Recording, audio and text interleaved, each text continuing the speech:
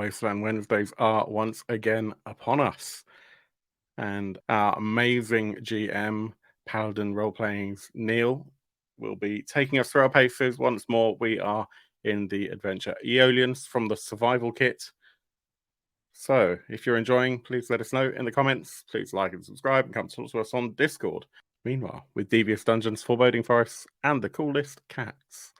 My name is Phil, and welcome to the Dark Orb and Wasteland Wednesdays.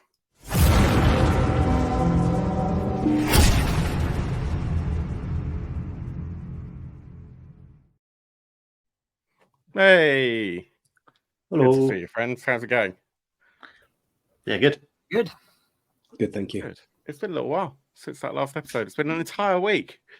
And yeah, it's good to be back here on a Wednesday for Wasteland Wednesdays. It's Wednesday.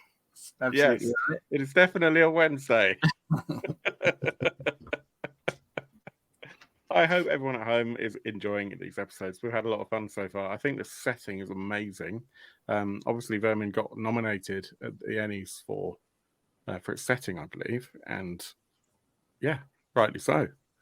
It's a bit marvellous. It's good, isn't it? Yeah, I'm enjoying the system, although every time we have a couple of days out from it, I forget pretty much all of it. But that's okay, because that's the GM's job, is to remember how to play the game so everyone else can just forget it. So I'm going to bundle the game up and throw it back over to Neil. And before I hand it to him, I just say, Neil, how's it going? How are you? Yeah, I'm all right, thanks.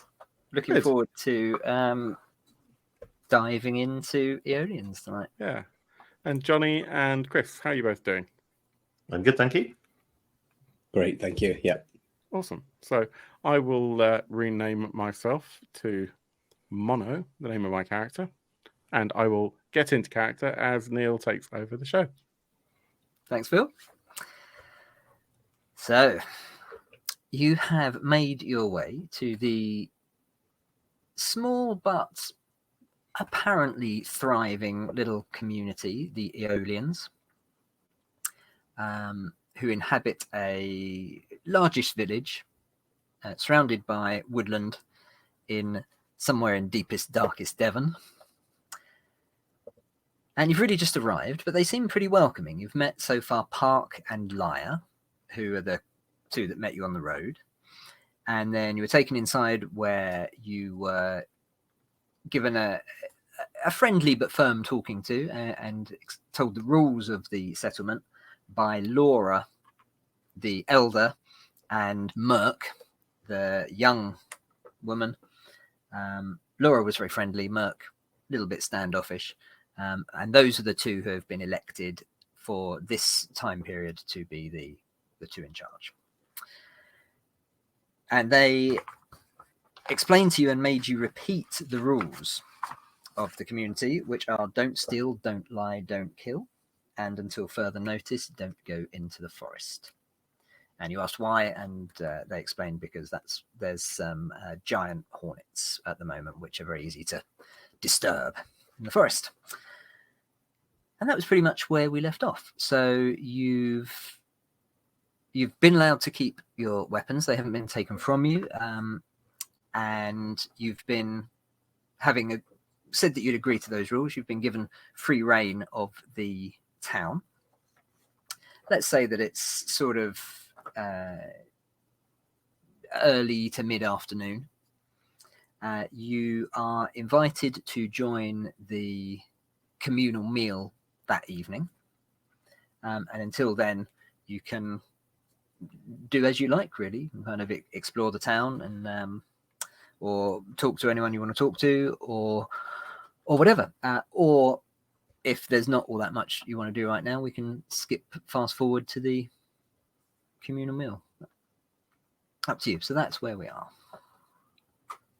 I think it'd be cool to kind of realize how big and established the town is and what's in the town, because we don't actually know. So if we could wander around and figure out, like, is there a shop? Is there a swimming pool? Is there a McDonald's communal sauna? I don't know. Lots of different things. What does this town have to offer? Bus station, Yeah. All of so those little. What the transport links like? Yeah. Little or Aldi? or both. Both, yeah. Okay, yeah, cool. Anything that Mono or 12 want to particularly do or look for? Or just kind of scouting the place out for now. I think Mono still feels a little bit at unease at being given this rule around not being able to kind of go into the forest because he doesn't really like being told what to do anyway. It's a bit too much of a free thinker. But I think he's just of the opinion that, you know what, the reality is, if you know where the hornets are, you just don't go there. But you should still be able to go into the forest. You just don't go there. So I think whilst he's going to not push it, he's kind of looking for any indication that there might be something else going on. Okay. I'd be intrigued along that line as well to find out if there's been any attempt to stop it, and if not, why not? Okay. Because surely, I presume if you just leave hornets, they will breed and become more hornets. I don't know how these giant hornets work, but that as well. I mean, like, you know, if they're really so why aren't they trying to deal with it? Yeah. So I don't know. Did someone mention there was like hunting parties and stuff? So that means they do have weapons and people who want to fight stuff. So they could. But where do you hunt if you can't go into the forest because of hornets? But why aren't they hunting the hornets as well? Yeah. I mean, they probably don't taste very good. But do they make giant honey as well? Do hornets make honey? Don't think so. Maybe of some description. What's the point in a hornet then?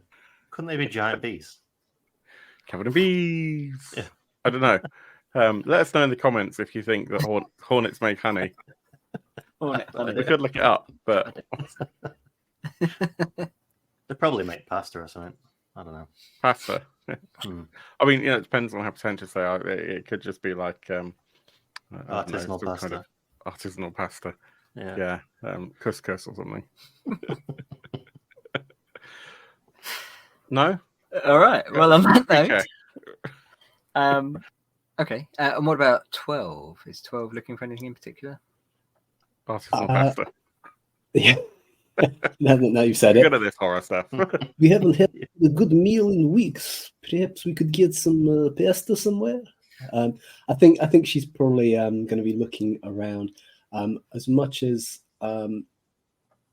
these guys seem welcoming, she feels very protective towards her, which she considers her family. So the group as we are. So she'll be looking for the wizard behind the curtains. Okay. Perhaps just sort of this could be just on the level, but what if it isn't? What's the potential bad? But I think as well she'd also be looking around for, well, in case they are on the level and we kind of need to earn our keep, as it were. We could stay here for a short while, and we've said we're going to help out. Where could we help out? So what sort of things have they got? Where could we improve it? So say they've got I think they said that it's a hot shower or something. So I might be scouting that out. It's quite eagerly, and then perhaps if I get to take a shower, is there a way to improve it? Kind of improve the shower. Instead of just being that's a scalding shower. Yeah. Yeah. Yeah. Okay. Cool. So let's say you spend the afternoon then, just wandering around, getting the lay of the land, chatting to people you meet. Your first impression is that the community seems pretty friendly, and seeing a new face, people come up and talk to you, or at least are very happy to sort of chat and answer your questions. The village itself is of a fair size, with buildings of very mixed ages. There's clear signs that a lot of them have been sort of fixed up and repaired, and the whole place has been kept pretty tidy and neat, and the encroaching of nature that you typically see in places like this has been kept to a minimum. There's still some areas and buildings which obviously have just been left. Maybe it's thought that they're too far gone to bother, or the priorities are different. But on the whole place is pretty kind of nicely done up, pretty spick and span. And one of the main things, of course, that you probably haven't seen for some time is they have electric, because they've got this electric farm. They've got a couple of wind turbines, which are very easily visible. They're a few miles off, but they're very easily visible from most places in the village. And they've rigged up somehow to get electric down into the village. Now, there's not a huge amount. It's not like everyone's sat at home watching Netflix. But there's a bit of electric, and you see a couple of signs of that. Seems like one of their current jobs is an attempt to rig up some street lighting, and that's quite new. That hasn't quite come about yet, but you can see the beginnings of that. You quickly work out from chatting with a few of the villagers that you come across, the community members, that there are 6 names that you kind of keep hearing over and again. Although technically there aren't really any leaders except for the 2 who are voted in once a month by the whole community. It's clear that there are some people who just are considered more important, and you've already met most of them. So Park and Lyre, those 2 names come up quite often. Park is the lead hunter, and Lyre, turns out they're a couple. They're together. And Lyre is, she's essentially, military would be too strong a word for this community, but she's the person who organizes the defense and the patrols and is in charge of the weapons. You've also met Laura, the elder. She is, if anyone's in charge, it's Laura. And it seems like she pretty much always gets voted in on the rotational leadership. And young Merc, she seems to have a job to do with keeping the vermin away from the village. And then 2 people you haven't met yet. There's Al. Al's a mechanic. He's quite new to the village, and he maintains the connections up to the power plant. And he actually lives up there in a caravan to be kind of on site all the time. So you hear his name mentioned, but you haven't actually met him yet. And then finally, Doc. Doc is, of course, the doctor, and he's also pretty new to the village. Only arrived quite recently. And then there's a load of other people, and like Doc, a lot of people just have taken names that represent what they do. So there's Tanner, and there's Smith, and there's Forge, and there's Gardener, and Potter. Chiropodist. Yeah, exactly. Yeah, so that's the kind of general setup. Everything's done communally. So though obviously everyone has their specialized skills or roles or kind of area that they deal with, all decisions are made communally. And for the sort of basic jobs and the grunt work, everyone pitches in, whether it's the 2 leaders or doesn't matter. Everyone just joins in. They seem to have most things covered, but you can tell that there are more jobs that they want to do than they've got either the people or the expertise for. They have a couple of working vehicles, but not much. They've got more than a couple. They've got a couple of quad bikes and a truck, but there are lots of either junked or kind of semi-repaired but not actually working vehicles kind of knocking about. And although they have this electric source, they actually don't have all that much. They have some basic things that they power with it. They have some basic heating, rigging up this lighting, and they can heat water with it. They can't do an awful lot else with it at the moment, actually. I mean, still amazing to have hot showers and heating, and that's probably quite mind-blowing for the 3 of you after however many years without. And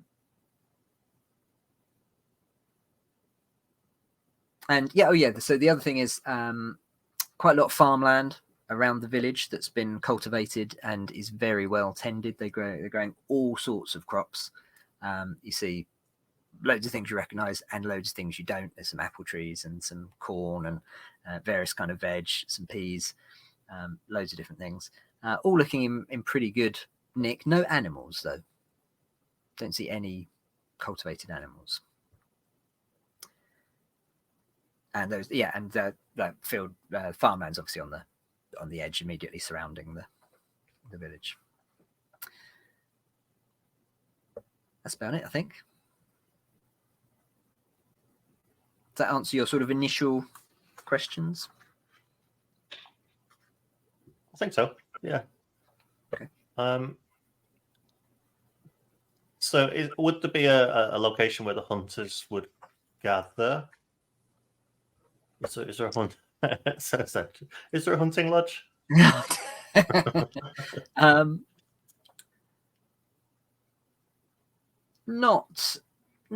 in particular. Okay. But well, if we see Park walking around, yeah, and we let's try and stop him to ask questions again. Yeah. Okay. I think probably.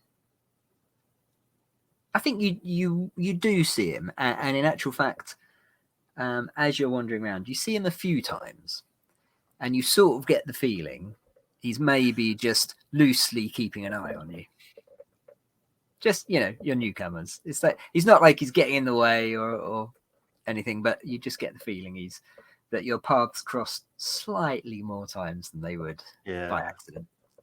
So, Mono, I think we're being watched by that park that kind of brought us in. If he's one of the main hunters here, do you think it's worth asking him about those hornets in the forest? If you're still interested.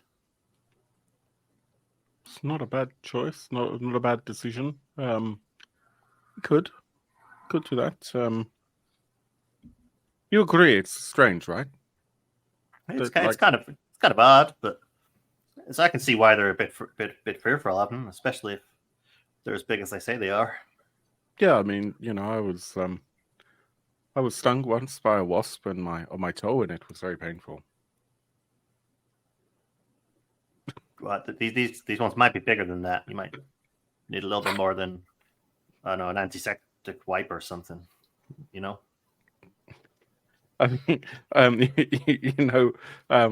Mono well enough to know that he's probably been stung by a lot worse. But he says, well, sounds like they're becoming a plague, and we don't like plagues. Well, we don't need another plague. Okay, follow me. Let's go talk to him. I'm gonna wheel forward over to Park. I'm gonna go in single file. No.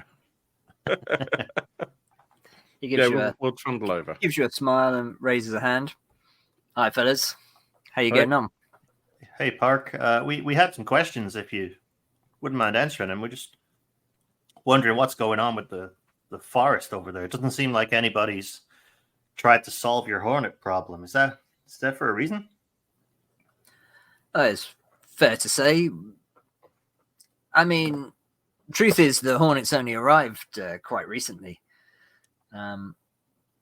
We've had a problem for some time with ants. There's a huge ant colony out east, but we keep them at bay.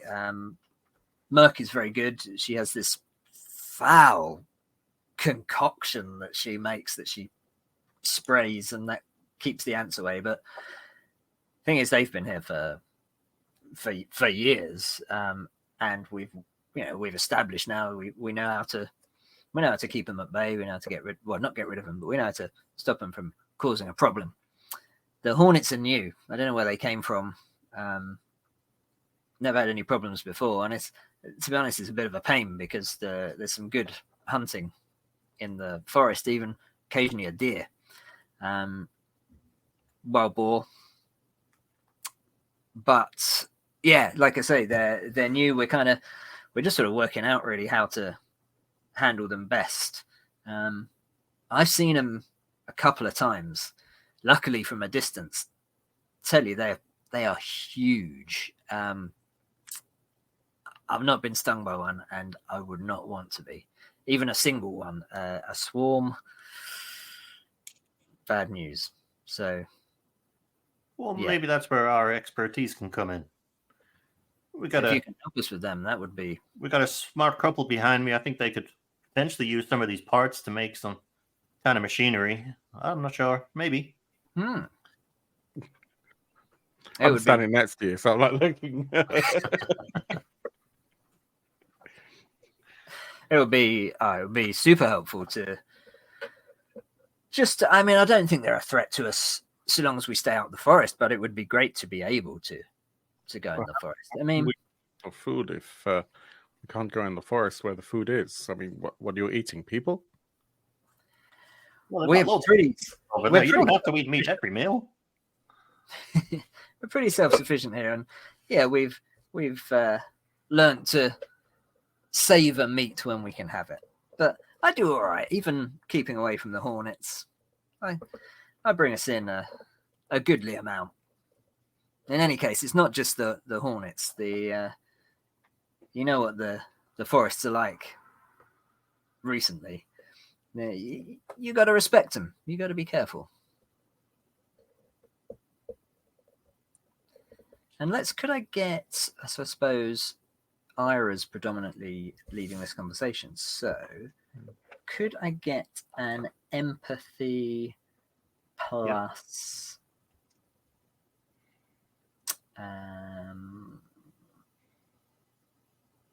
psychology, I guess. Okay. Should be 3 quite good. dice with a reroll. Your target is 7. I got a 9 and a 10. Ooh, okay. Nice. Okay. So you get the feeling that there's probably should have been vigilance actually, but anyway, it doesn't matter. You get the feeling that there's something. It would have been the same. Okay, fine. There's something he's not telling you specifically about the forest. And when he said there at the end, it's not just the hornets. You have to respect the forest. It felt like that was loaded with a bit more meaning than just, a surface throwaway comment. Yeah, I think, once we've kind of left and he's gone out of earshot again, I'll probably tell the other two, something didn't quite add up there, I don't think. He's afraid of the forest for some reason. It doesn't seem like the hornets are the only problem. I kind of feel like they're all full of shit. But free food and a shower. Well, I'm not going to say no to the free meal. Can we just backtrack very quickly? I'd probably just very quickly before we went out of earshot, just ask the chap how big these hornets are. Just get a rough idea, because you can get people that think, oh, that's a big hornet. That's a big hornet. Well, so I'd probably said, oh, you've seen one. Yeah, you've seen one of these hornets before. Yeah, roughly how big? Size of a chihuahua, size of a wolfhound. How big are we talking? Is that like the universal size of measurement? How many chihuahuas are? Do you know what? I'm glad you said that, Johnny, because it reminded me of a question I was going to ask you before we started, which we should really have spoken about before we started the scenario, and I just completely forgot. So this is a good time to put it in. We didn't do it for the first little scenario because it didn't really make any difference, but for this one it will make a difference. So we have discussed it a little bit off screen. So I think I know what you're going to say, but we need to choose a mode for this scenario. So the 3 modes are survival, nightmare, and apocalypse. Survival mode means that everything's completely realistic. There's no supernatural elements at all, and there's no giant animals. Nightmare means little bit of sort of semi-supernatural-ish and some big animals. And apocalypse is kind of anything goes. What's the mode where These hornets would be the size of a chihuahua, but the chihuahua is the size of a Bengal tiger. the Hornet Chihuahua Tiger mode.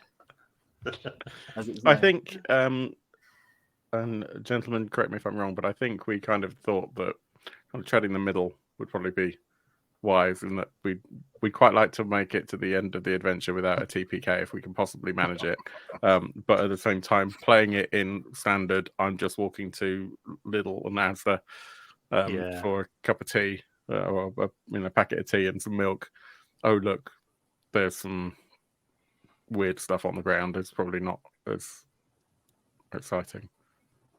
I agree. I think middle of the road's a good idea, and I think it's probably a good time as well to ask people at home watching what they think as well.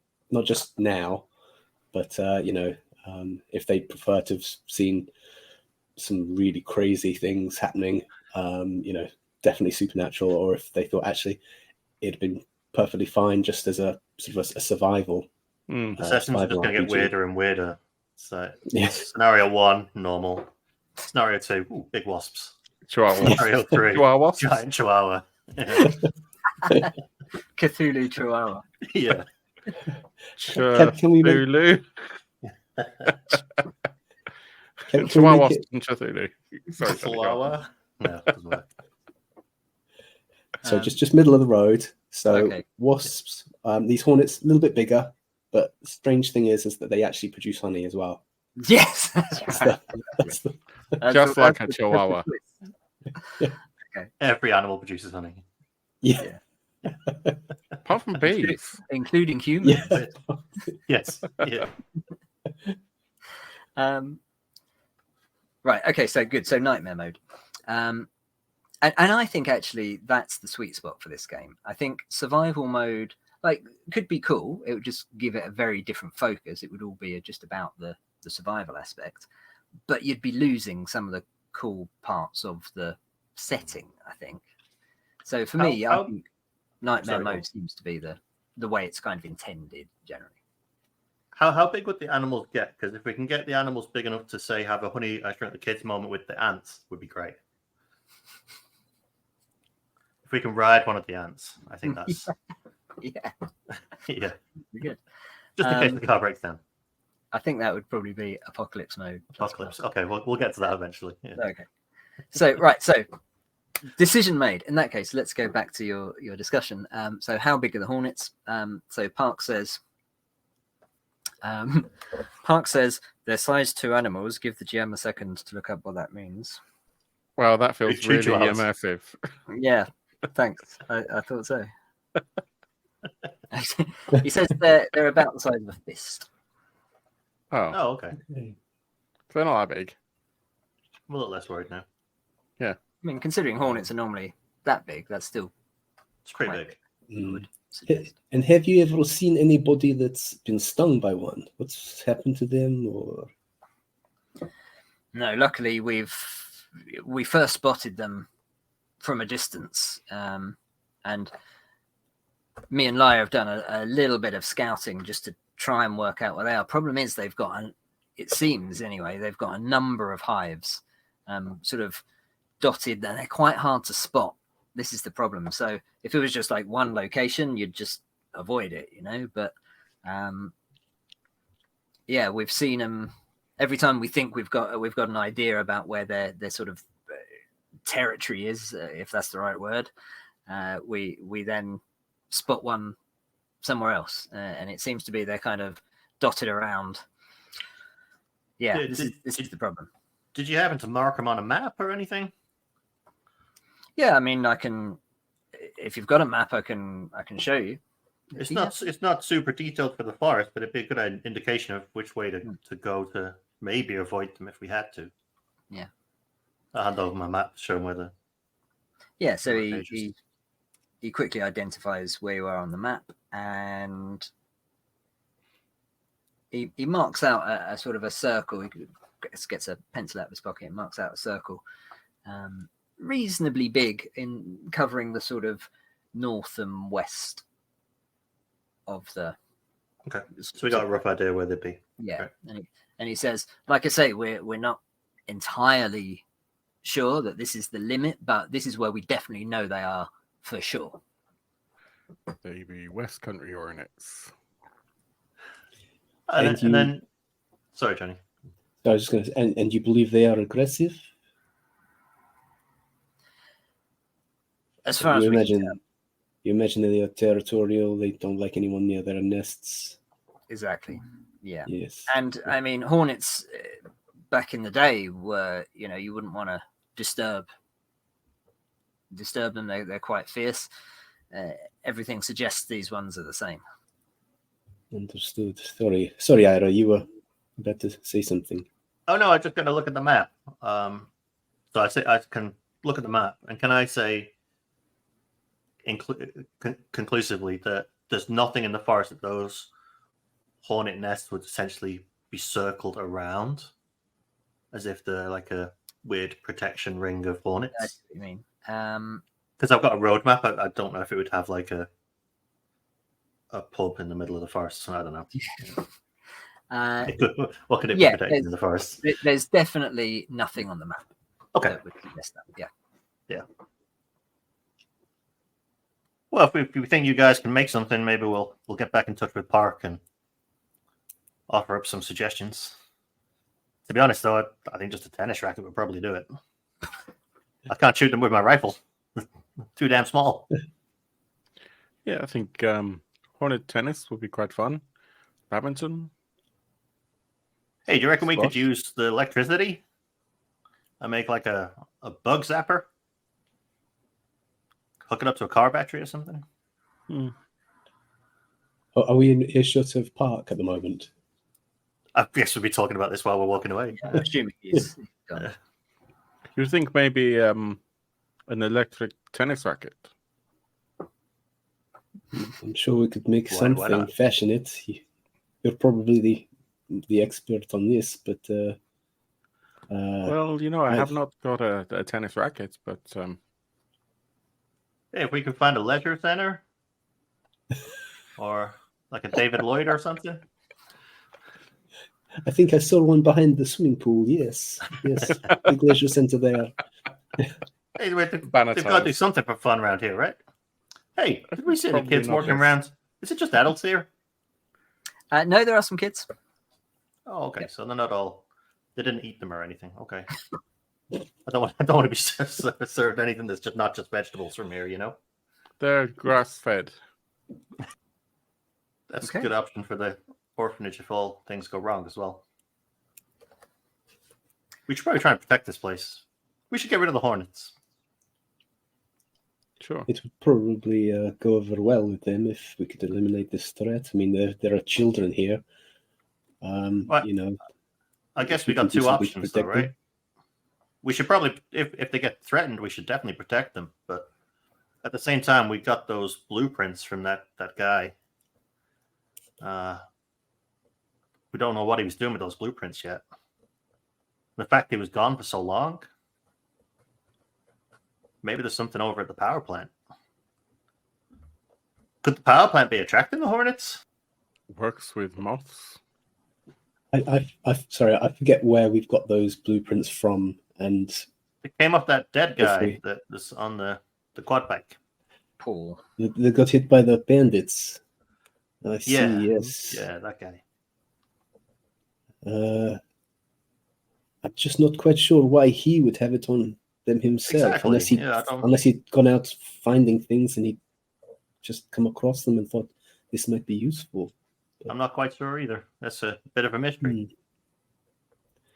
Perhaps we probe a little deeper here, because if he's, the blueprints. Well, we're not going anywhere for today. Maybe we could talk to some people overnight. Yes. Well, How long do we have until?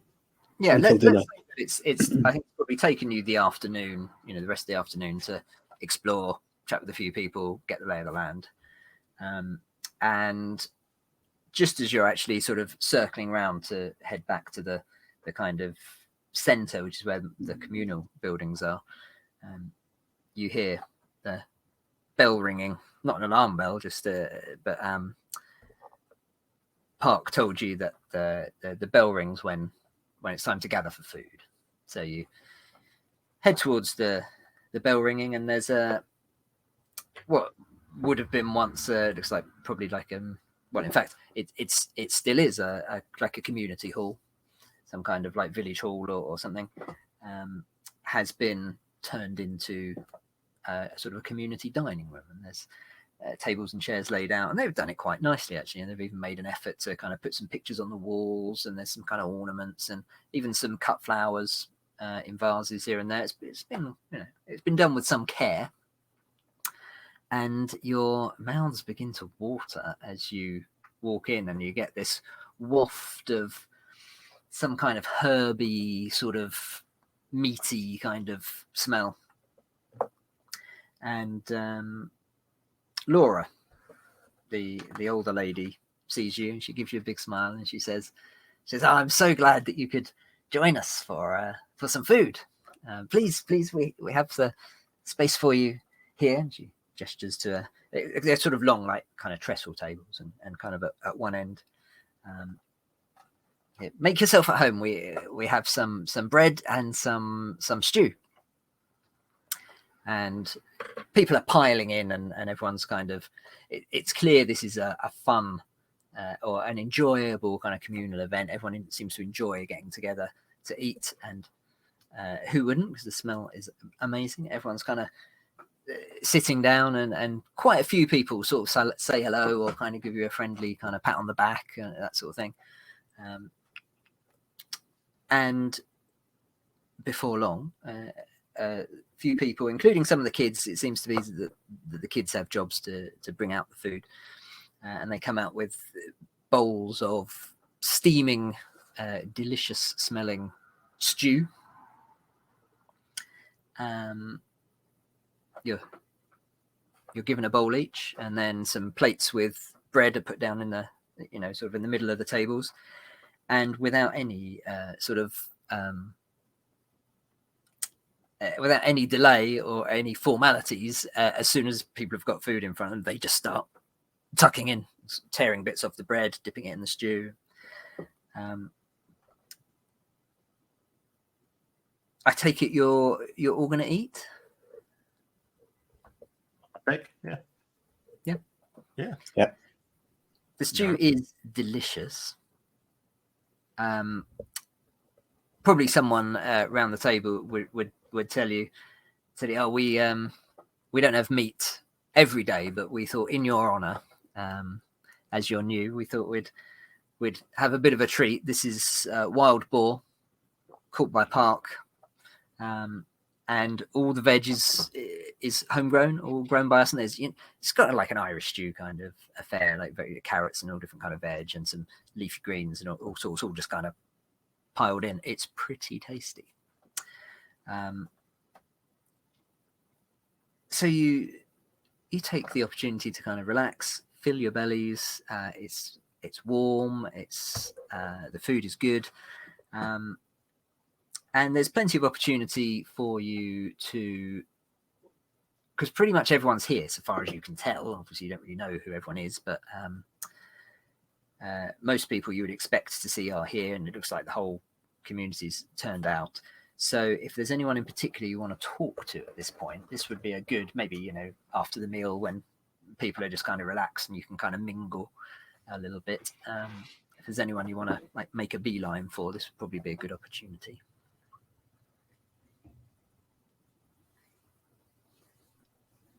It's probably worth. I think I would probably go and try and talk to Gardner. Mm-hmm.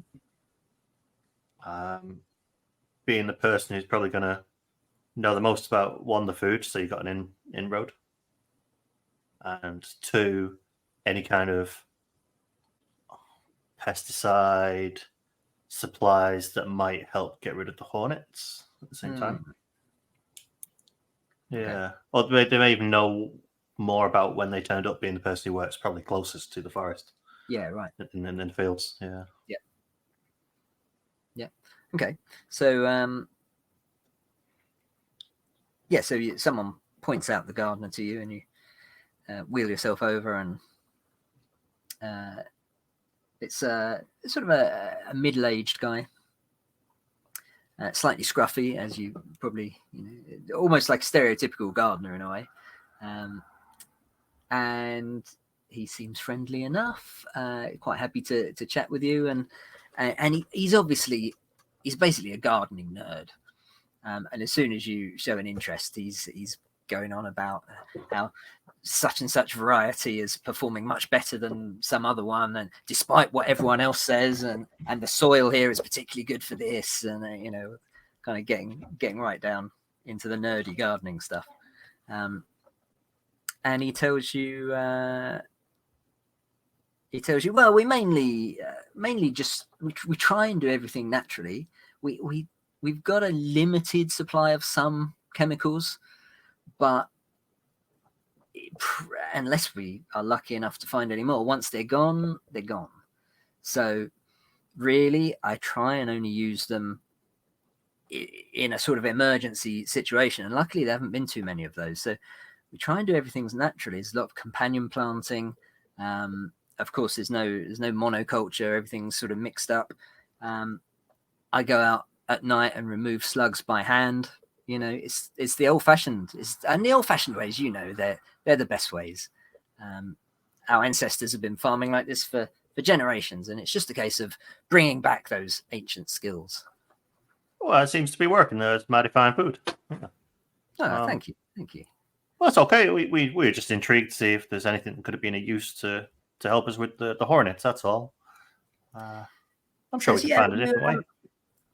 Merc might be the person to talk to. She deals with the ants. I expect you've heard about them, and very successfully, actually. I honestly, I don't really know exactly what she does, but she manages to kind of keep them at bay. And no chemicals involved there, just various natural things. She boils up this foul mixture and goes and kind of sprays it. Seems pretty successful. So she might have a better idea. I'll go and ask. I'll be sure to do that. Yeah, that sounds like a good plan.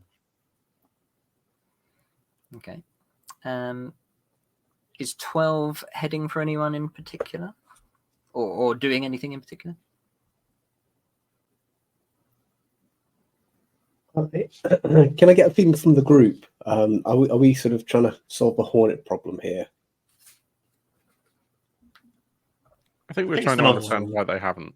Yeah, it's the most obvious thing, isn't it? I think probably 12 would start thinking about, okay, what do they have here? I'm not sure if she'd be that massively bothered about the hornets. I think that they could be a problem, and she'd be keen to learn how to deal with them. But I think perhaps 12 would look more at sort of the infrastructure they've got here, what's working for them, in that they've got basic power. I think that would probably be very, very interesting to 12. So I think perhaps she'd be asking more questions along that sort of line. How have you hooked this up? How much power do you get a day? What's the power source? Things like that. And possibly because we've because we mentioned about the blueprints being found about the power plant, perhaps try and slide in, are there any other alternatives that you guys are considering? Anything in the vicinity that could be of use, things like that. And just without being too blunt and sort of saying, well, we found these blueprints, what are they for? What are you trying to do? Just sort of try and sort of see if there's a something in the works. I can't remember if we let them know we had the blueprints. I don't think we did we? I don't think you did, no. No. Okay, cool. Yeah. So we don't have the blueprints. We do have them, but they don't know we have them. They don't know. Right. Okay. So I wouldn't give away that we've got them. Just that it would be very sort of what are your future plans, kind of thing. Anything else in the vicinity? Things like that. Yeah. Okay. So maybe I think possibly as one of the people better, you spot Lyre nearby, Park's partner. and so you sort of engineer an opportunity to wander up to her, and she explains to you that that's the reason that they settled here.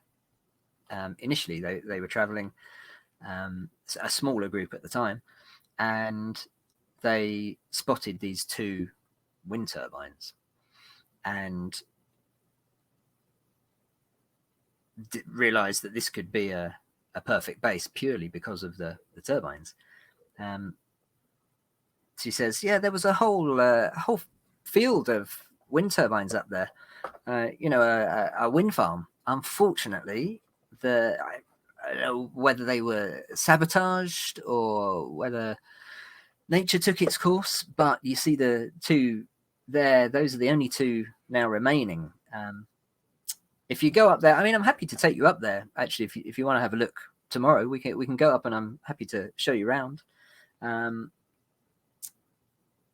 The others are just wrecked, and we've managed to get some spare parts for maintenance, but we're limited by the electric that we can get off those remaining 2. We look after them pretty carefully, as you can imagine. We just sort of rigged up a very basic system just to bring the power down. So we've got the power station, as we call it, where we can store a limited amount of surplus. So we have some battery technology there, and then we managed to bring it out to the village, and it works all right. It's pretty good. It keeps us going. We do sometimes have power shortages because, of course, we depend on the wind, and we can only store a certain amount, as I say. But Al looks after that. He's the mechanic. We took him in.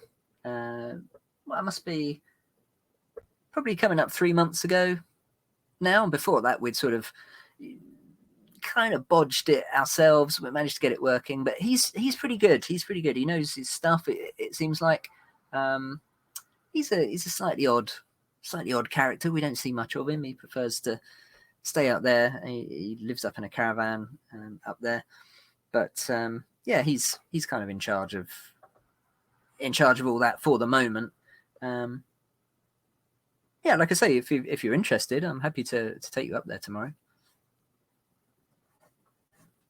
Thank you. I'm not quite sure what the group's plans is for tomorrow, but if I decide I can make the journey, I will definitely find you, and it would be great for you to show me. Thank you very much for offering.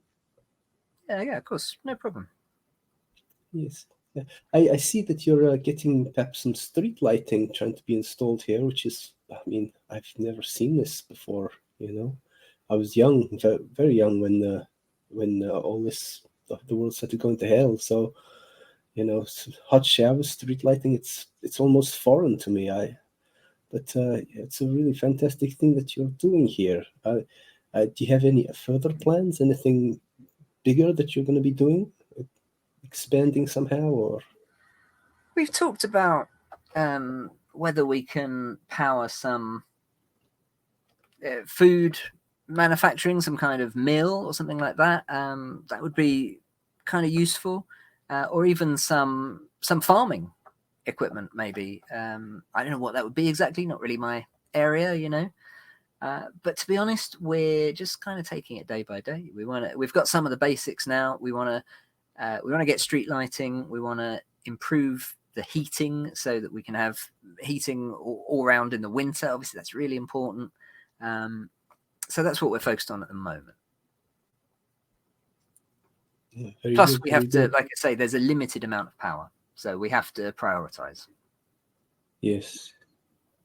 Well, one last question. I won't keep you from your meal. I just wanted to ask, are you looking to repair some more of the potentially sabotaged wind turbines, or is that pretty much you've got the 2 and that's it? That's all? If we could, it would be amazing, but we've given them, and with Al as well, we've given them a pretty good look over. I think they're beyond repair, sadly. Yes. Okay. So it'd be a big problem if these hornets move you off the land. It's you don't want them coming out of the forest, and I can see why you're threatened by these creatures. There's no sign Yes. of it at the moment, but yeah, for sure. We need access up there, no doubt. Sure. Okay, thank you very much, Laia. And thank you for the meal as well. It's fantastic. She kind of slaps you heartily on the back and says, "Good to have you here." Pleasure. Phil, what's Mono doing? Mono has in the back of his mind that I'm told that the doctor in the town is fairly new, Yes. and he appreciates that most medics that he has found, most doctors he has found, tend to be a little bit more methodical and a little less faith-driven. Mm-hmm. And so he's inclined to head over to the doctor and ask them what they think of this strange town and its peculiar heavenly state, shall we say. Okay. Seems a little too good to be true. Right. Okay. So Doc is an older guy. Hard to age, but probably 60s, you feel like, ish. Yeah, Short I think red I'm hair. probably late 30s, early 40s, judging by the picture on my... I'll hold this up because I haven't got anything sensible like, the PDF's open. You can probably see here. So, not the youngest of people. Yeah. And he's got some little round glasses. One of the lenses actually is slightly cracked. Just wearing a check shirt with the sleeves rolled up. And he's quite... So you put him maybe in his 60s, but his face is quite lined, as if he's, as if he's carried the weight of the world on his shoulders. He has that kind of look. And he's eating sort of relatively quietly. He's chatting a little bit with the people around him, but he seems somewhat, maybe a bit more reserved. But when you walk up, he kind of raises his eyebrows and, one of the newcomers. I'm Doc. Hello, I'm Mono. Good to meet you, Mono. I understand. Yeah, shakes the hand. I understand you're also quite new, and that you are a man of science. Absolutely. That's well, that was my role in the old world, and that's my skill set now that I try and bring to the struggling people. Sound like a prophet. I was just thinking that I was beginning to sound a little bit like Boise from Fools and Horses, actually. That'll do. My people. Arlene. Breaking the fourth wall for a second, I just because this was in the back of my mind. We think about sounding like other things, and I know that you're living in the West Country in the UK, as a real person, and referring to electric as opposed to electricity. And I just every time we say it, it's like, we got electric here. You like our electric? Right, brother. So in the back of my mind, almost everyone in this camp has got a real West Country accent. Yeah. I should be doing West Country for all of them, shouldn't I? West Country is one of the accents I can do, actually. Well, you can find someone to And imbue with the West Country accent at some point. So I wondered if I could ask you something maybe candid. I feel we have been on the road for many years, and when I find a place such as this, I become maybe skeptical. This seems too pragmatic. Too, even for me, it was, at one time many years ago, my family were considered bleeding out liberals, and for me, this seems so free that it almost feels controlling. And I wonder if you are also quite new. What's your am I crazy? Is this do you see what I mean? Have you seen anything unusual? You may be crazy, my friend, but I see what you mean. It's remarkable, really, what they've achieved here. I don't know. I think for the most part, you can take them at face value. They seem a good bunch. I've been here only for a couple of months myself. Frankly, I'm probably not going to stay. I haven't quite decided yet, but I don't know. I'm the kind of person that I like to keep moving around, and I can offer my services to different folk as I come across them. And this is not going to be an easy role, Phil, for you, or rather for Mono. Could I get an empathy plus rumors, which is 1 dice? Yeah. You only need a 7. Don't forget you can spend. I mean, I'm going to depending spend. how important you think it is, but you could spend a pool I'll dice. spend. I think I'll spend 1 from nerve. Okay.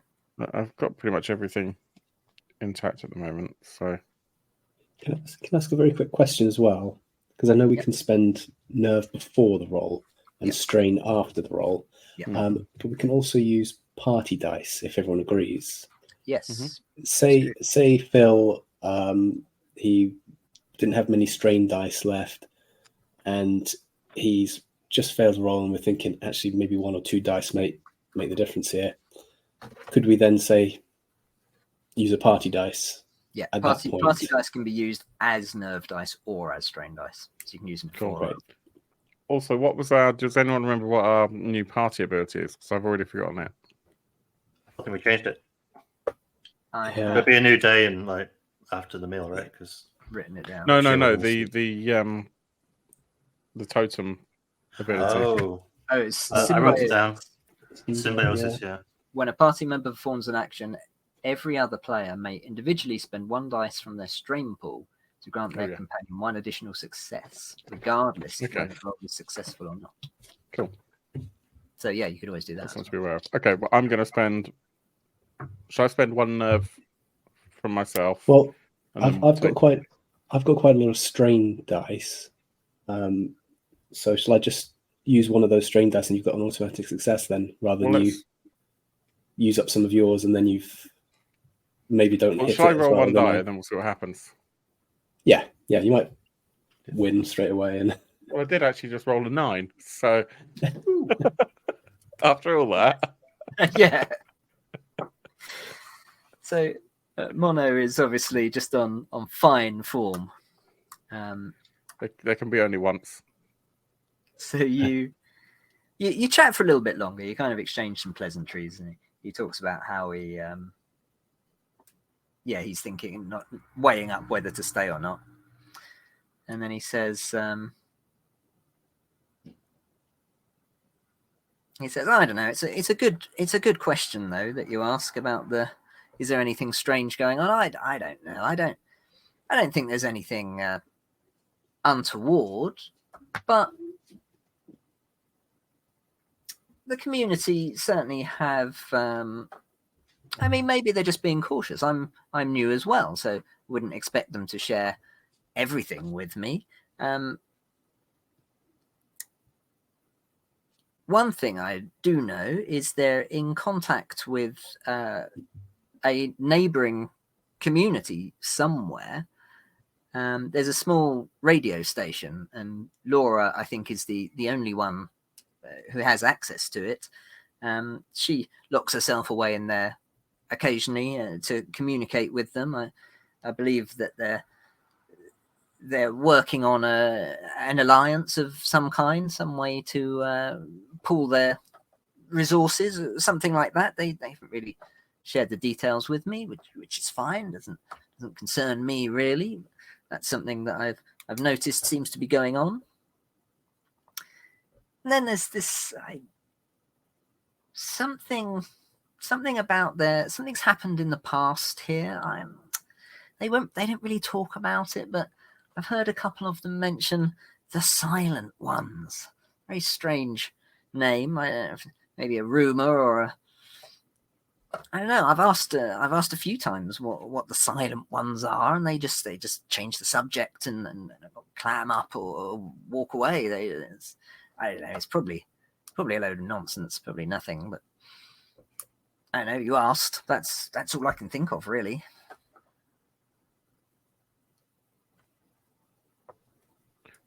Thank So, you.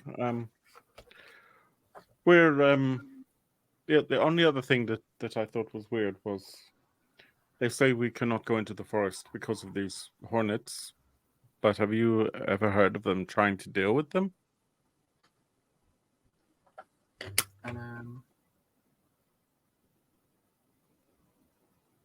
well, I can't say I have particularly, but like I say, another thing, not really my area.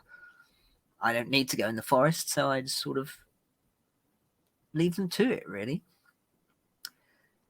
And it's at this point, so you've all been talking to your kind of respective people, so you're all individually with the people you're talking to. When a chorus of loud animal squeals. It sounds like squeals of sort of pain. Sounds like an animal in a lot of pain, but lots of them all at once, very loud, comes from sort of somewhere in the distance over to the north. So suddenly these sounds kind of split the air, followed by thumping and what sounds like breaking of branches, all from the same direction. Immediately, Lyre and Park, who, as far as you can see, don't go anywhere without rifles, always slung over their shoulder, they leap up and start running in the direction of the sound. Some of the others kind of stand, everyone's kind of looking around, there's a lot of kind of confusion. Laura stands up and gets up on a stool to kind of rise above everyone. She looks around quickly. She sees Merc, and she says, "Merc, go with Lyre and Park. Everyone else, shelter here. I'll see to the spotlights." I think immediately I look at 12 in a kind of, do we? And I think we just bolt. I think this is not the first time that we've kind of had that kind of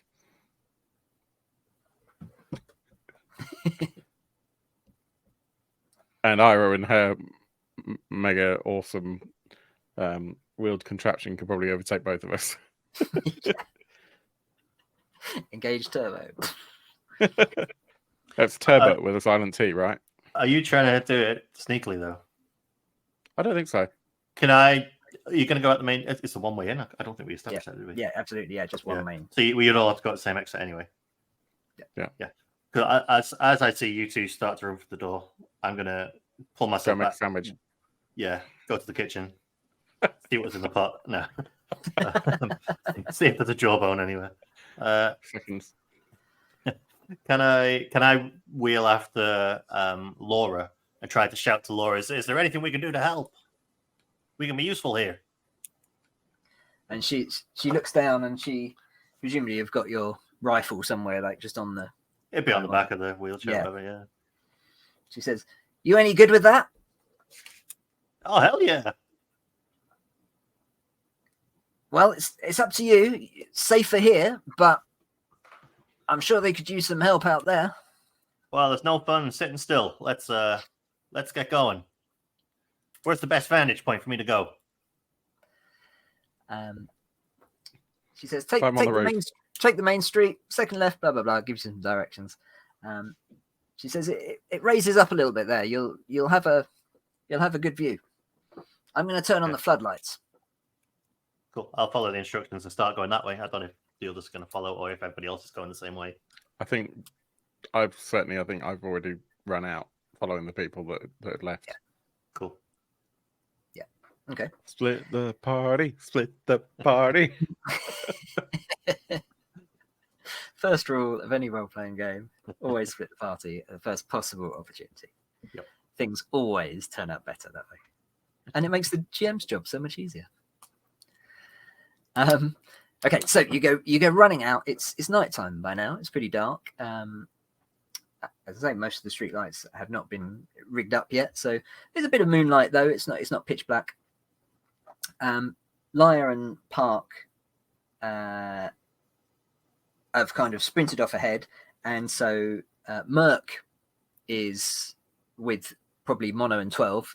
3 of you just left fractionally after, and they don't seem to know exactly where they're going, but they're just heading towards the sound, which now is getting louder, and there's these kind of squeals, some sort of pig-like kind of squeals, and quite a number of them, this kind of trampling. And you find yourself running towards the farmland on the edge of the village, towards the forest. And Ira behind, going as fast as you can. And you can sort of see the others in front, but the directions you've given just take you ever so slightly. It's basically the same way, but just ever so slightly off to the side. And you notice that, as she said, the road actually slopes up slightly. Once you get to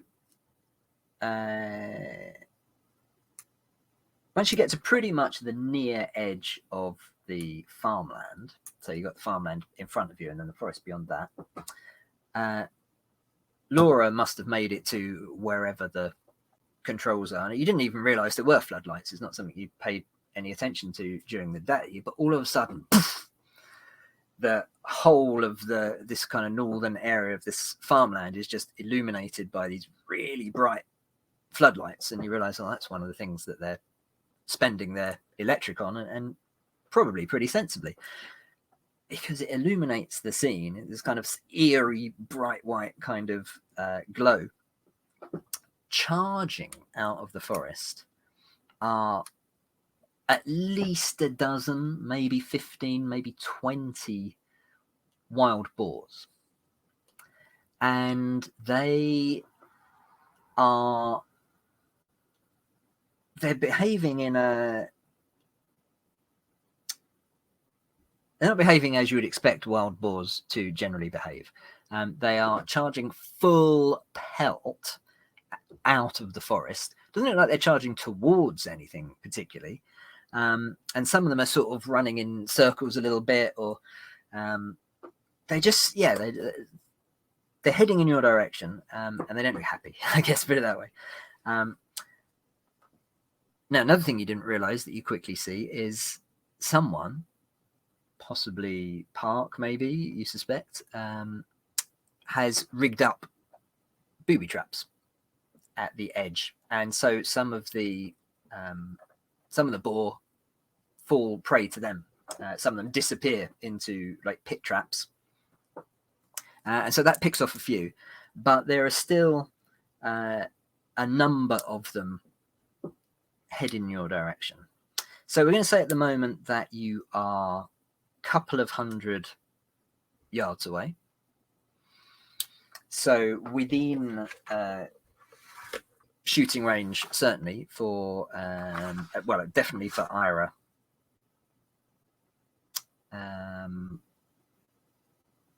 And not quite for a handgun, but soon will be. The range of the floodlights is obviously somewhat limited. So although you can see, taking a shot from this distance, if that's what you wanted to do, is not going to be all that easy until they get closer. So you've got time if you want to sort of arrange yourself how you want, or you can kind of start letting off bullets into the dark. Up to you. So we'll go into combat. So let's start with the reflexes roll for initiative. So it's each of you a reflexes plus vigilant, please. And your difficulty is 7.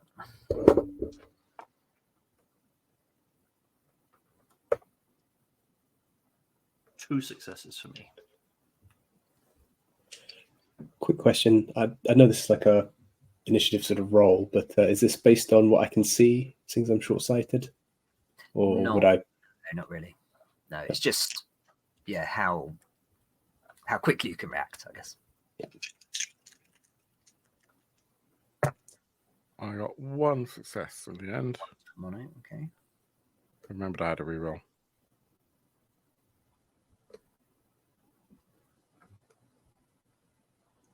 Johnny? I'm nervous because I got 3 successes. You got 3. Yeah, of 3 dice. Oh well. I find that if I roll well at the beginning, then I roll poorly at the end. Okay, you've used up all the successes. Yeah, my luck's gone now, lads. Yeah. 12 cows behind the other 2, peering out from behind Ira's wheelchair. So 12 acts first in that so- case. Okay, just one quick question. Would I have my sledgehammer with me? If you want to, then yes. Okay, I mean, I could just roleplay it by saying it's on Ira's wheelchair. Yeah. I got a perhaps, separate way. or yeah, I was going to say I could run back 100 yards and just pick it up and then back to where Mono is and Well, and I just imagine you'd stand have, there, as soon as you A left bit the away. dining Yeah. hall, you probably would have just quickly run past, just grabbed it, and on the way out. I think that's probably right. Yeah. Yeah. Okay, yeah. I'll look over at Mono and sort of give him the look again, as if say, "Are you going to be standing here? Is this where we're doing it? Is this our battleground?" And if so, then I'll sort of just perhaps ready the sledgehammer in front of him. Are we in talking know. range? Can I respond? I think so, yeah. So I felt like say we ran something out together. do we shoot at the piggies or at the thing the piggies are running from? This is a good question. That's I can't about see as much anything time else. as we probably have before you act. So you get to think about that whilst you. I'll be squinting out into the fields with my short sightedness, going, "Piggies, where?" I thought it sounded like something like that, but I can't see them. Where?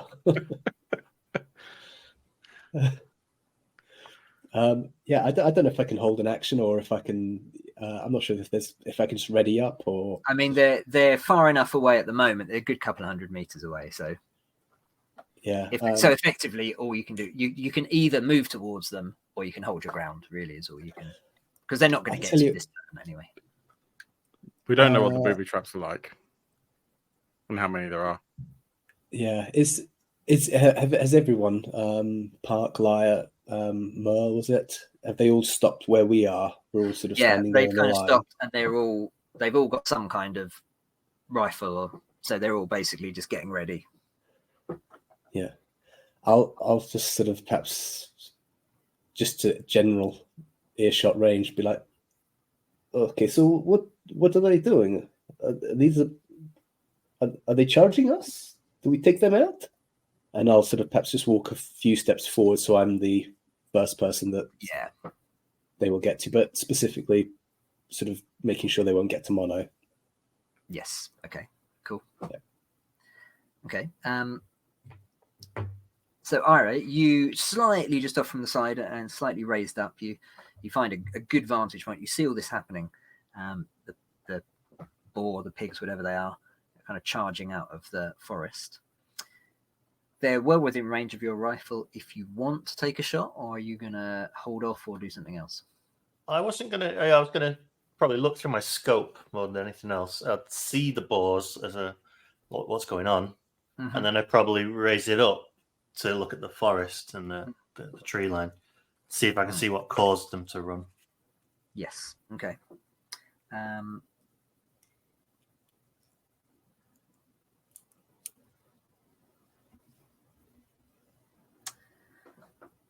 going to make this difficult because it's dark and you're looking through a small scope. but let's give you a chance. Give me a perception Yep. plus. What's this going to be? Animal life, which I don't think you've got. I don't have, no. No, you don't. So It's a a little expert bit. skill. Yep. So that increases the handicap by 1, and it was going to be a handicap 1 anyway. So, So I'm afraid so I need 3 successes. 3 successes, and the difficulty was going to be 9. Okay. So you actually can't do it without spending dice. So I'm going to spend. You may not want to.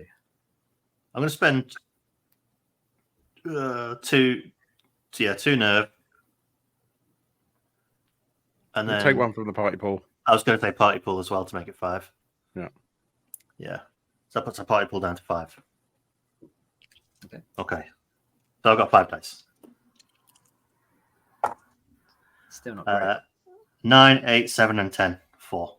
Oh, what, we're aiming for 9s or 7s? Yeah, 9, I'm afraid. 9s. So It's we've got 3 2. then. Oh, it's 2. Then I will spend 2 strain. Okay.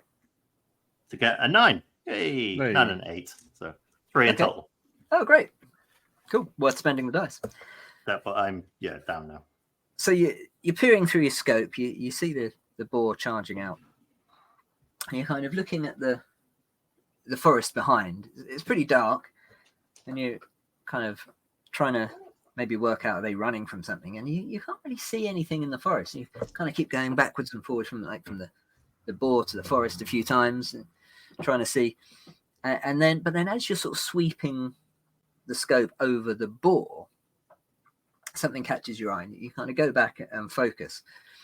And then when you know what you're looking for, you focus actually on the boar, and you see they're covered in these big kind of welt-like, maybe possibly infected kind of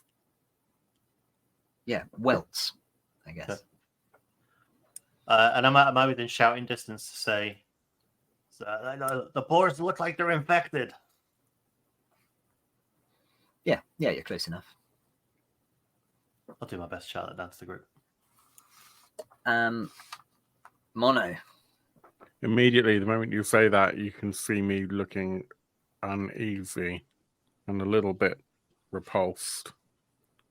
And almost immediately, you can see like just a bead of sweat just coming down the side of my head, just under the cap, just here.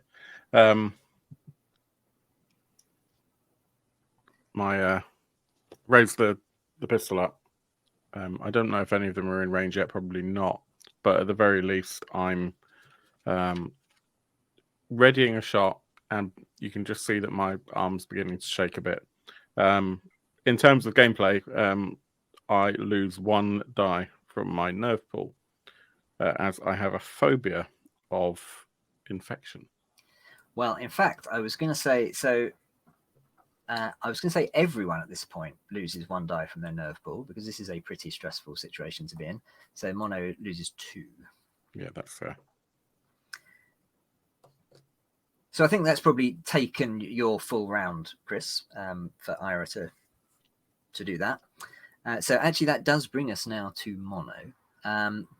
Beside you, the others are now hearing that. They're now raising their rifles. It looks like they're about to take some shots. You can just about make a shot with your handgun. They're within range. It's not going to be easy though. It's the far end of your range, so it's going to be a difficulty. I think it's 9 shots. We haven't rested, right? So we still have the firearms as our party bonus. Is that right? Well, you have rested, but you haven't said that you're changing it. So Okay. Yeah. So 1 firearms and accuracy. Accuracy plus firearms, yes. And die. The difficulty 9, I'm afraid. Oh, and handicap, because it's dark. Handicap just 1, so you need 2 successes. So we get an extra die for an extra 1 die for firearms. I can't remember how it was working. No, you don't get any extra dice, but if you succeed, you get an extra success. Oh, that was it. Okay, right. So No dice. firearms is 1. Accuracy is 3 dice. There's 2 pips in firearms, which means that No, it doesn't matter because you've got the doesn't skill. matter. That only applies if you don't. Okay, yeah, I remember. Okay, but I'm going to need about 9 million successes. I'll add a die from my nerve pool as well. Okay. No, I won't. I haven't seen how few I've got. Right. So you've got what, 4 dice? 4 dice, 0 successes. Can I spend like a strain to make you succeed? Is that it's not allowed in combat? Not No, sure. it's allowed whenever you want. Yeah.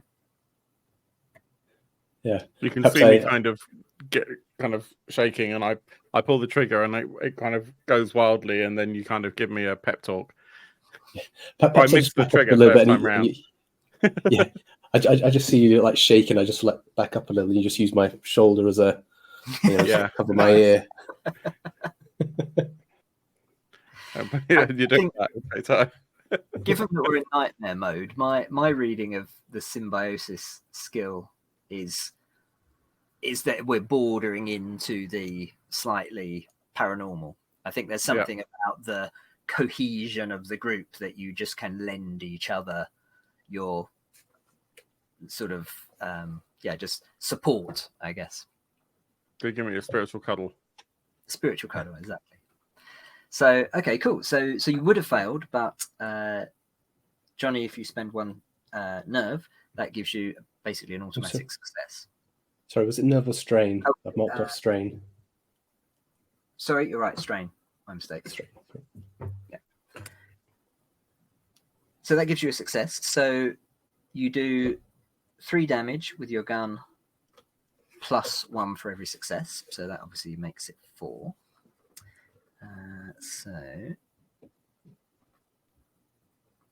Okay. So you sort of take a deep breath, you calm yourself as much as you can, and you let off a bullet, and there's a sharp kind of squeal, and one of the boars just kind of collapses. Another one immediately just kind of runs straight over it towards you, but at least 1 down. Okay, so the boars are charging towards you. Mono takes 1 down. The others all also let loose with a shot. Another couple go down, but there's still a good... I mean, it's hard to make out because it's all a bit chaotic. It's a bit dark, even with the floodlights. There's still at least 10, probably more. And they're squealing, they're trampling, and they're all charging in your direction. So we're going to go back to the top of the initiative. So 12. Still a little distance away. They're getting kind of worryingly close, and you feel like your sledgehammer might come into use pretty soon, but not this round. At least not unless you want to charge forward. How many do I think? Conflicting views here. What should I do? Yeah, how many do I think are going to reach me at the same? Is it going to be sort of like 1 at a time, or is it going to be like suddenly 5 on top of me? And it's probably going to be more than 1. It's hard to tell, but it's going to be more than 1. They're going to sort of arrive en masse. Just mechanically, the way we handle this, because swarms or equivalents are relatively common in this game world, we treat the whole herd, I guess in this case, rather than swarm, as 1 opponent, and there are particular slightly different rules for like how they attack. So what I'm doing is I'm not actually keeping track of each individual one with its own hit points. It's like the herd has some hit points. We don't really use hit points in this game, but you know what I mean. And you gradually whittle down the herd. So so you'll be hit by the herd. So it'll be a number of animals. Yeah, so I think 12 would be a bit. She's wanting to protect her family, the people that she's with. But she'd also probably be looking at this big herd of infected boar stampeding towards her, thinking, right, what can I do to stop them reaching me? So can I have a look around and see if there's anything that's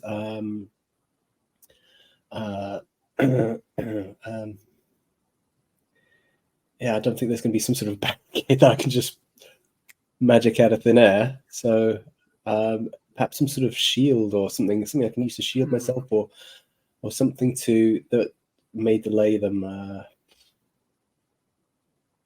I'm trying to think. I'm gathering it's just open ground. It's open ground. This is the farmland. There's a wheelbarrow nearby. I don't know if you could improvise something with a wheelbarrow. I'm not sure what exactly.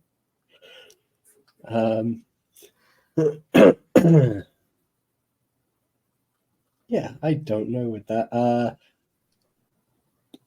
Would I be able to get to the wheelbarrow and sort of wheel it back to where I was to sort of create a small barrier so that the boars don't sort of charge? Yeah, at least They'd give have them to sort something of to go kind around of go it. around. Yeah, sure. Yeah, if I could do that, then please just sort of like tip it up so it's not on its wheel. So at least it's something kind of in the way, sort of. Yeah, just so they won't charge straight into me or Yes. Mono behind me. Yes. Yeah, it just gives us a slight parting of the sea, as it were. Yeah. Okay. Yeah. Cool. All right. Thank you. Done. Ira. Mine's pretty straightforward. I'm gonna take aim. Thought you would. Yep. With your rifle, presumably. With my rifle. So they're in close range now for your rifle. Okay. Which means your target number is 5. Okay. But you still have a handicap of 1 because it's dark and chaotic. So you need 2 successes at 5 with accuracy plus firearms. And if I get a success, I gain a success because of the group skill. Yes. And I don't get a +1 dice for my specialty. You do, yeah. So that's 5 dice I've got then. Oh, nice. And 5 dice in a reroll.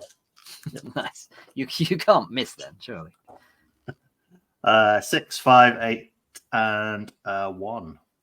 You may as well reroll. Reroll a 1. A 10. So I got 4. So 4 successes. So your rifle does 4 damage plus 1 per success. So that's 8. Nice. Which is pretty good. So I think you just kind of line it up and you basically get one, you get its head right in your sights and it just goes straight down. Nice. Even let's say actually you managed, because that was a lot of successes, you managed to line it up and the bullet goes through and even injures the one behind it as well. Oh, I caused a limp in the one behind. Exactly. It's a scratch. Yeah. Wow. Mono. So they're getting closer. Excellent. That should lower the difficulty for my roll then. Yeah. 1, 2, 3, 4. It does actually put you into medium range. So your difficulty is now 7, but you also have the handicap. So you need 2 successes at 7.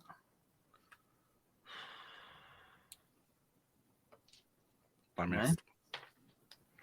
You're going to spend strain or party dice? Spent strain, got a single success. Okay. Oh, it's not enough. Yeah. That gives you 2, right? Okay. Oh, I would got an extra one as well. Because of firearms. Going to make a difference. Oh, yeah. No. Oh, yeah. Yeah. Yeah, so So you need actually, 3 successes. Is 2 enough? Oh. no, you need 2. Yeah, so I got 1. So you got 1, and because firearms is you chose it as your expertise party, skill, so that gives you an extra success. Yeah. So that gives you the 2 you need. Yeah. Cool. So your handgun does 3 plus 1 per success. So that's 5 in total. Whoop, whoop. Nice. Okay, so you Real little piggy. exactly you take another one down. Beside you, again, the others are all shooting.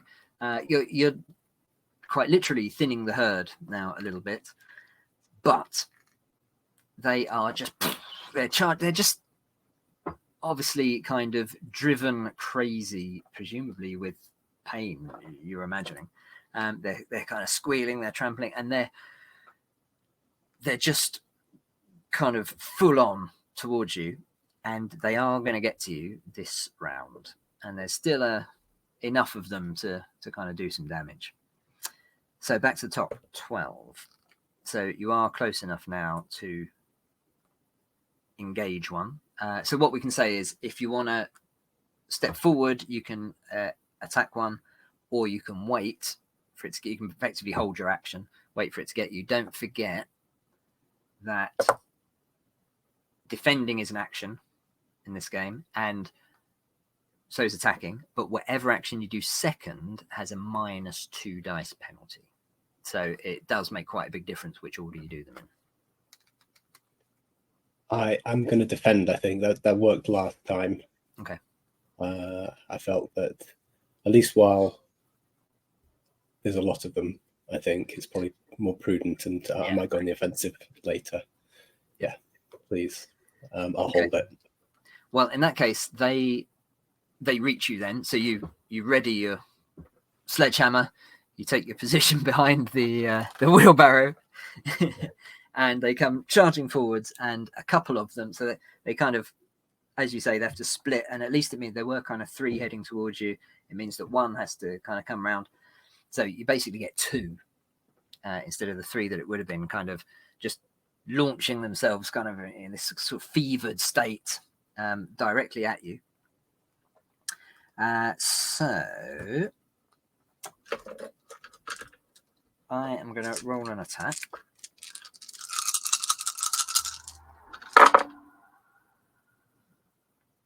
Okay. So your difficulty for the defense roll is 7. Do you remember how to do defense? It's brawl, is it? Or is it just close combat? Because I'm using a weapon. It depends whether you want to. Oh, if I want to dodge out the way. Dodge or parry. Yeah. Yeah, because Mono's right behind me. I'm going to go for the parry. So my idea is I'm sort of standing there with the sledgehammer. Anything that's coming, I'm either somehow sort of pushing away, sort of double-handed, sort of thing, or I'm sort of knocking, sort of so that they. Yeah, it's basically sort of a hold the line kind of situation here. Gotcha. Okay, so that's going to be vigor plus close combat. So you need to. So I'm not going to tell you how many I got, but you need to equal what I got on 7s. Okay. I've got 5 and a reroll. I might spend. I've got more strain, so I'll hold the strain for now.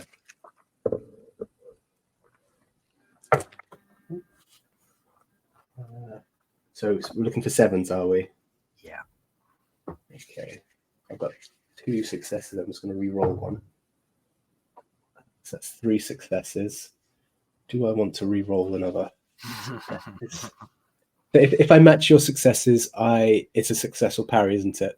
Yeah. Is that correct? You need to match it. Yeah. Yeah, I'll chuck a couple more in. I think. Couple more. I've got quite a high strain. So. Oh wow, a 9 and a 10. So 5 successes. Fine, that's enough. That's enough. Okay, yeah. So you managed to, just like you say, you're kind of just basically just trying to keep them at bay and conscious of trying to protect Mono behind you. So it's quite a kind of tussle, because, like I say, there's 2 of them. You're trying to sort of, dodge and kind of parry around.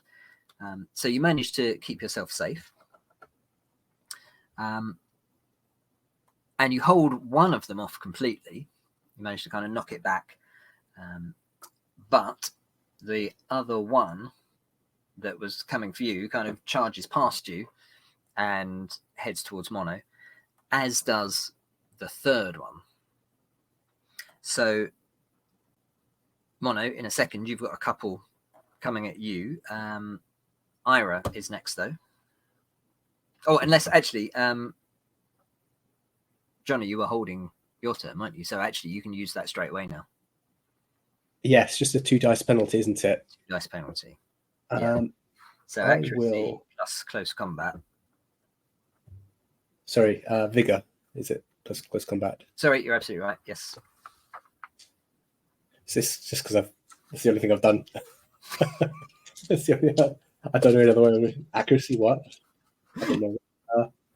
Okay, so sorry, vigor plus close combat. So before you roll, is it? Sorry, say again. Sorry, I lose 2 dice. Is it? You lose 2 dice because Right, it's your second action. And before you roll, choose what difficulty you want. So Johnny and I discussed this a bit before we came on air. We should have been doing this anyway. You, depending on your level of close combat in this game, you get to choose what difficulty you want to roll against. And the higher your level is, the more choices you get. So 12 is expert level, which means Johnny can choose to roll against 5, 7, or 9, which sounds like a weird thing, because why wouldn't you choose low? And the reason you wouldn't is because my defense roll is at the same difficulty as the attack roll. So in other words, the question is, do you want to just get as many successes as you possibly can, or do you want to make it difficult for the other person to defend? And you can kind of choose appropriately. So what are you going for? 5, 7, or 9? I think I'm going to go. I think I'm going to go higher. Sorry, it's just when you were sort of saying about this, I just remember there was a couple of. Sorry, bear with me. A couple of traits I had. A couple of. Combat techniques they're called. I'm just looking up in the PDF. That's why I'm come closer because of my eyes. Let's see. Poor Mono. Submission hold. 12 rather. Okay. Are you going to do pig wrestling? Like it. Pretty much, yeah. Sorry, should I just read it out so that just while I'm reading? Okay, so submission hold, roll vigor plus brawl with handicap 1 against a chosen difficulty. The defender also rolls vigor plus brawl. If she fails, she is immobilized and suffers 1 cumulative light wound every turn. As long as 12 maintains a hold. Do I want to be stuck in a hold for the next few?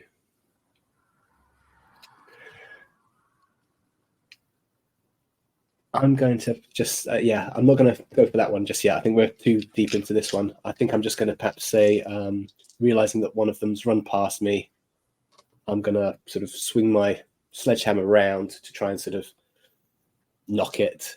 Just basically, it's an attack. So it's perhaps not very accurate. It's just going to hit where it hits. So it might hit a leg, hit a head, hit the body, hit hind legs. Yeah, there's just... Okay, so I'm rolling. Sorry, just one quick question as well. I've got that Guardian Wolf thing where if family members are threatened, I get a +1 dice. Am I able to use that here as well? Definitely applies, yeah, for sure. Yeah, thank you. Okay, I'm just going to roll the 4 and then we'll go from there. I have a re-roll on my close combat. Am I able to re-roll that? Yeah, absolutely. Yeah. Yeah, just one of the dice. Just for reference, that was 2 1s, a 3, and a 4. Oh, did I say what I was going to go for? I said I was going to go high. I was going to go for the 9. Okay. But I'm re-rolling 1 to hit a 9 here, and that's a 3. Wow, fantastic. I'm happy to spend some strain in your direction. I just don't remember how it works. You're only allowed to with symbiosis. Either of Ira or Mono, well, I guess Chris or Phil, can spend 1 dice strain to grant a success. So if you spend 1 each, that's 2 successes. I'm definitely doing that. I don't have a lot of strain. Don't worry about it then. But what would we have left in the party? We've got to beat the amount of successes the piggies are gonna roll. Yeah, I mean it is a high one. Nice. So I What if it's guaranteed not? success on a I'm going 9. to roll it now, but I'm not going to tell you. yeah. I'll spend 1 as well then. That's 2 successes. Okay. I'll Shall I spend a couple more? I'll spend a couple more of my strain. Because I think What does the party have? mono would 5. I think. Just 5 at the moment. But I think there's certain I'm saying benefits. that if mono is beginning to turn to run. Yeah, no, I've got a 7 and a 1 on that one. So 2 successes only. 2 successes. Just from Mono and Ira's willing me on. I'm sorry to tell you, after you spent all the 3, extras, isn't it? I got 2. So yeah, So that's a parry. It's a successful parry, isn't it? Yeah, afraid so. Sorry, Mono. All right.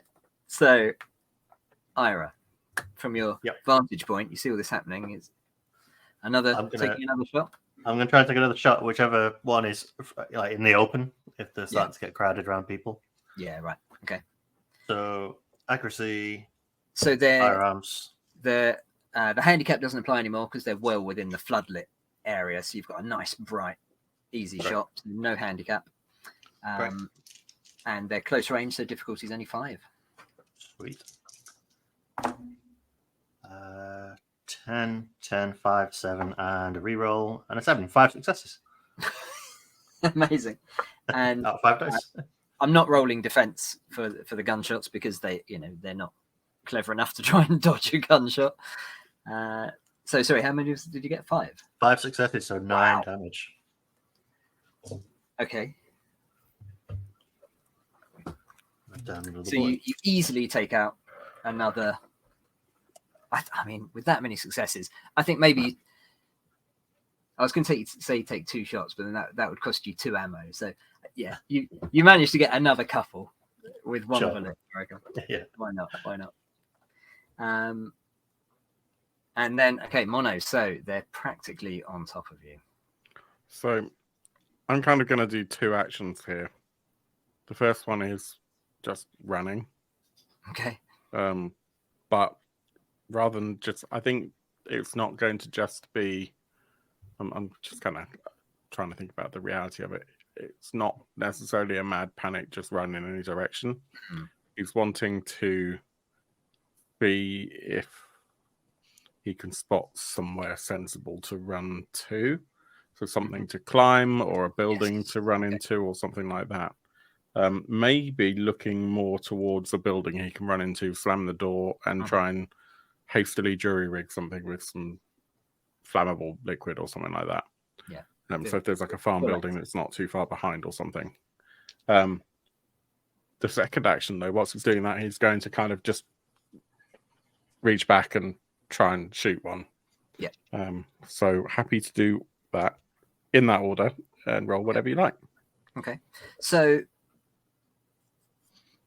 with everything illuminated by the floodlights, you quickly glance around and you see what looks like, this is obviously the edge of the farmland, so what looks like a kind of a storage shed, kind of hut type thing, probably for there's like a water butt outside, so you're feeling like maybe this is where the gardener kind of keeps his tools and bits and pieces and stuff. Yeah. And it's got it looks like it's been reasonably newly built out of wood. It's got a sturdy-ish door on it, so that seems like that might kind of do the job. Not too far away. So you start making a dash for that. So that's going to be your primary action. So then as your secondary action, so you get a -2 penalty, you can certainly take a shot. So it's just going to work as normal, accuracy plus firearms, but with a 2 dice penalty. And I think actually 2 dice penalty because it's your second action and handicap 1 because you're that's fair, because I'm not really looking. Focusing. Yeah. So you're going to need 2 successes and you have 2 dice less than normal. Well, I rolled a 7. Okay. And we have this party bonus thing going on. Yes. So that gives you 2. I can live with that. Nice. That's good enough. And like I say, they don't get a defense. So what damage does your gun do? 3? 900. 3 plus 1 per success is 5. Nice. Okay. So yeah, actually, you you manage to keep your wits about you, and even Ish. though you're probably panicking quite a lot at this point, Yeah. maybe it's because you're panicking so much that it kind of makes you sort of focus, like laser focus, just, Yeah. and the one that was running after you just goes flying. All right. Around you, the boars have reached the others, Park and Lyre, and Park's been kind of stepping back as they've been coming to maintain the range, so he's still shooting. Lyra has pulled out it's basically like a machete from about, and she's kind of laying about with this machete. She seems to be doing all right, and in the sort of chaos you see at least another couple go down. There's still a few left, but not many now. They're down to, you think, probably just 3 or 4.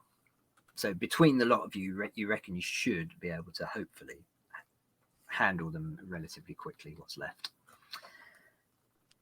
So back to the top 12.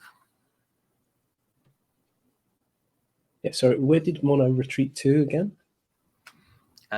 Sort of a gardener's hut, shed, basically like a shed. Okay. And do I feel like Mono's quite secure there? There's no sort of like hogs no boars trying to get in, yeah. and there was, but he shot the one that was immediately following him, and he's pretty much made it to the door now, and yeah, he's easily got time now to get in and barricade the door, close the door at least. Okay.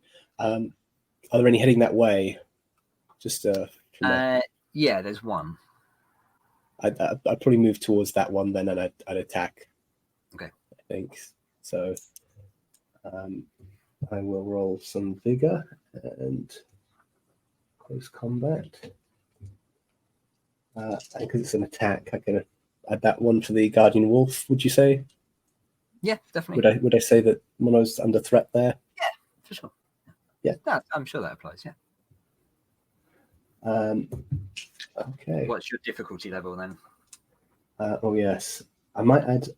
I'm going to add another one for nerve. Okay. So I'm rolling quite a decent amount of dice. Let's see.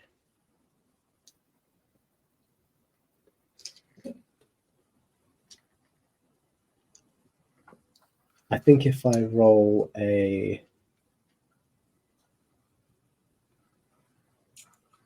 Let's go with 7s, then I think at least I should roll 2 or maybe even 3 with average luck, I think. Rolling 7 dice here.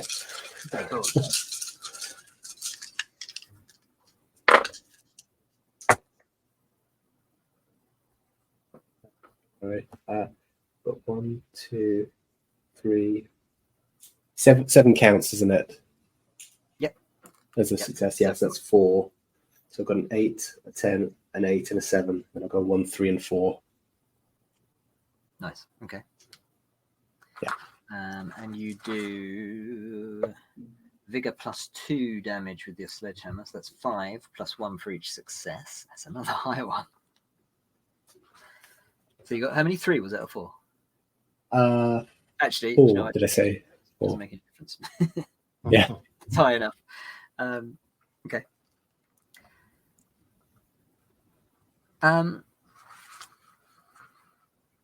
So you swing your sledgehammer, driven by the fact that you want to protect Mono, and you kind of put all your force into it. As a sickening crunch as another one goes down. 12 has a what are they called? Taboo and instinct. 12 has an instinct of always protect your family, which you are definitely following. So you can refresh 2 dice from your nerve and strain pools.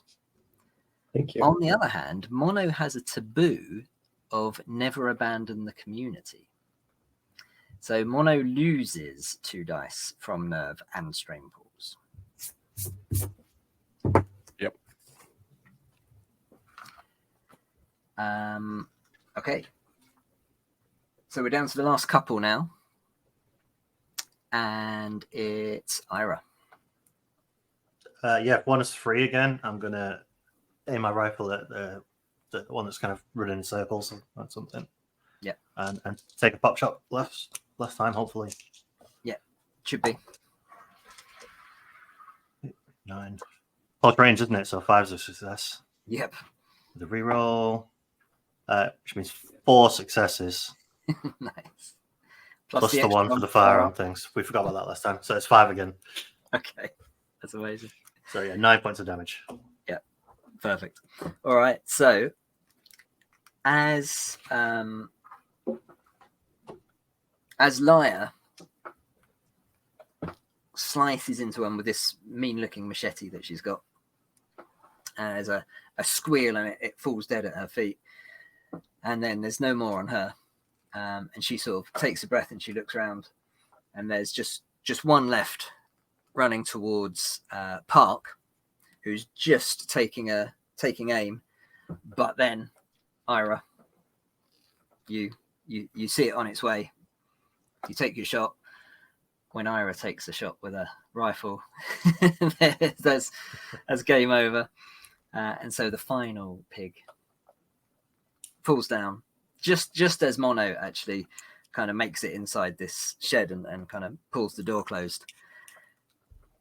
And there's a relative silence falls over the field. You can see the pigs have done a number on the crops. There's a lot of damage where they've just trampled down through things. Even you heard some breaking glass at one point, and one or two of them have careered literally straight through a greenhouse. There's like broken bits of greenhouse, crops everywhere. The mud's all been kind of churned up, and everyone's just kind of panting and kind of maybe rubbing or like holding little kind of injuries. None of you actually took any damage there, did you? No. Okay. Cool. So you're feeling probably a bit stressed, a bit worn out, represented by your depleted pools. I don't know what you're talking about. I've run into this building to make something. Yeah. Well, you still can if you want.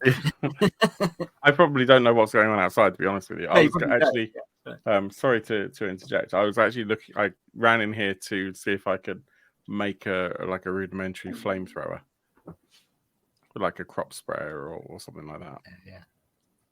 So without knowing what else is going on outside, that's exactly what I'm doing. Yeah. Okay.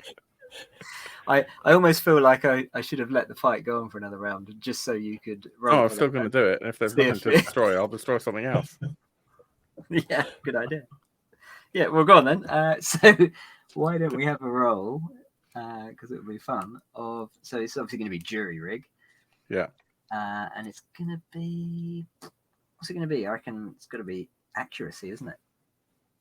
I think accuracy plus jury rig. Difficulty, I'm going to say it has to be 9 because this is a gardener's shed. So it's...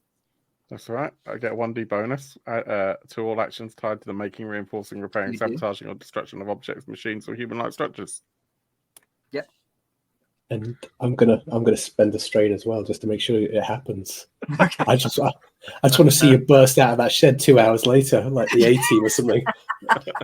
Everyone else has gone to bed. Kill them. Yeah, everyone else is in bed. Well, I got 1 success. Okay. Cool. So, I actually get a bonus 1d restored in each of my pools. So that helps.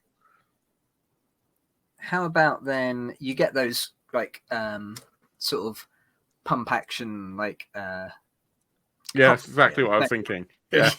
Yeah, is that what you're thinking? Yeah, the ones you can put on your back and like yeah.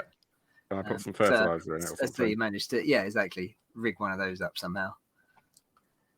And I've got a lighter. Yeah, a lighter somehow attached to it. But, yeah. Okay, cool. And, so you've now got a, I don't know, whatever you want to call it, improvised chemical flamethrower. Nice. Okay. Does he get to So- name the weapon? Oh yeah, that's true. Gladys. Gladys. Okay. Okay. I'd have gone with like Bacon Maker or something. The Bacon Maker. There's no bacon to make. It's all infected stuff. That's true. So Merc and Lyre and Park, after they've sort of recovered their wits a little bit, they're kind of, bending down and examining these dead boar. So we know what Mono's occupied for a little while, making his flamethrower. What are 12 and Ira doing? I think I'll wheel around, kind of stop somewhere near the two of them as they're inspecting everything. Just kind of observe what they say. And 12? Yeah, I think I've probably been close enough to these guys already, and if Ira thinks they're infected, probably best to stay as far away as I can. Yeah, I don't know. Maybe I head straight off for a shower. A hot shower at that. Yeah. I'd probably go and have a look at sort of From a distance, kind of. yeah, from a decent distance, sort of perhaps even shout over to Lyre and Park, just say, "What is wrong with these boar? I've never seen them act like this. It's like they're hunting us, not us hunting them." And Park kind of gives a grunt, and you see that actually they're being very careful as well. They're not touching them. They're kind of prodding them with their, using Lyre's machete and just kind of keeping a little bit of distance, making sure there's no actual contact as far as they can. And then there's a bit of kind of discussion, and they look at a few of the bodies, and then they wander over to Ira and 12, and first of all, Park kind of gives you both a nod, and he says, "Really appreciate your help there. You didn't have to, but I don't know, it would have turned out a lot worse without you, I think. The crops are not good, but we're all right, and thanks to all of you for that." And Lyre also kind of gives a sort of an approving nod behind. Even Merc, who thus far has kind of looked at you somewhat, she's been a bit standoffish. She even kind of gives a little smile, and you can kind of see you've made inroads there a little bit, kind of proved yourself to an extent. And he says, "You know what they look like to me? Those welts. They look like stings. I think what's happened is this herd have moved through the Hornets area. The Hornets haven't welcomed the intrusion. They've stung them to pieces, driven them crazy. Maybe just with the pain, maybe with maybe there's some property to the venom, I don't know. But I think that's what's happened here." Seems like a likely conclusion. Maybe the doc can test him for stuff. I don't know. Has he said he does that kind of thing? I haven't spoken to him yet. Yeah, he. I don't know. Actually, he's good enough with people. I imagine he can do some kind of basic testing. I mean, he's not a vet, but I'm sure there's some. If nothing else, maybe he can see how venomous they are. Maybe he can. Yeah, right. I don't know. Maybe he could even make some kind of anti-vermin if he's so inclined. It's got to be worth a try, isn't it?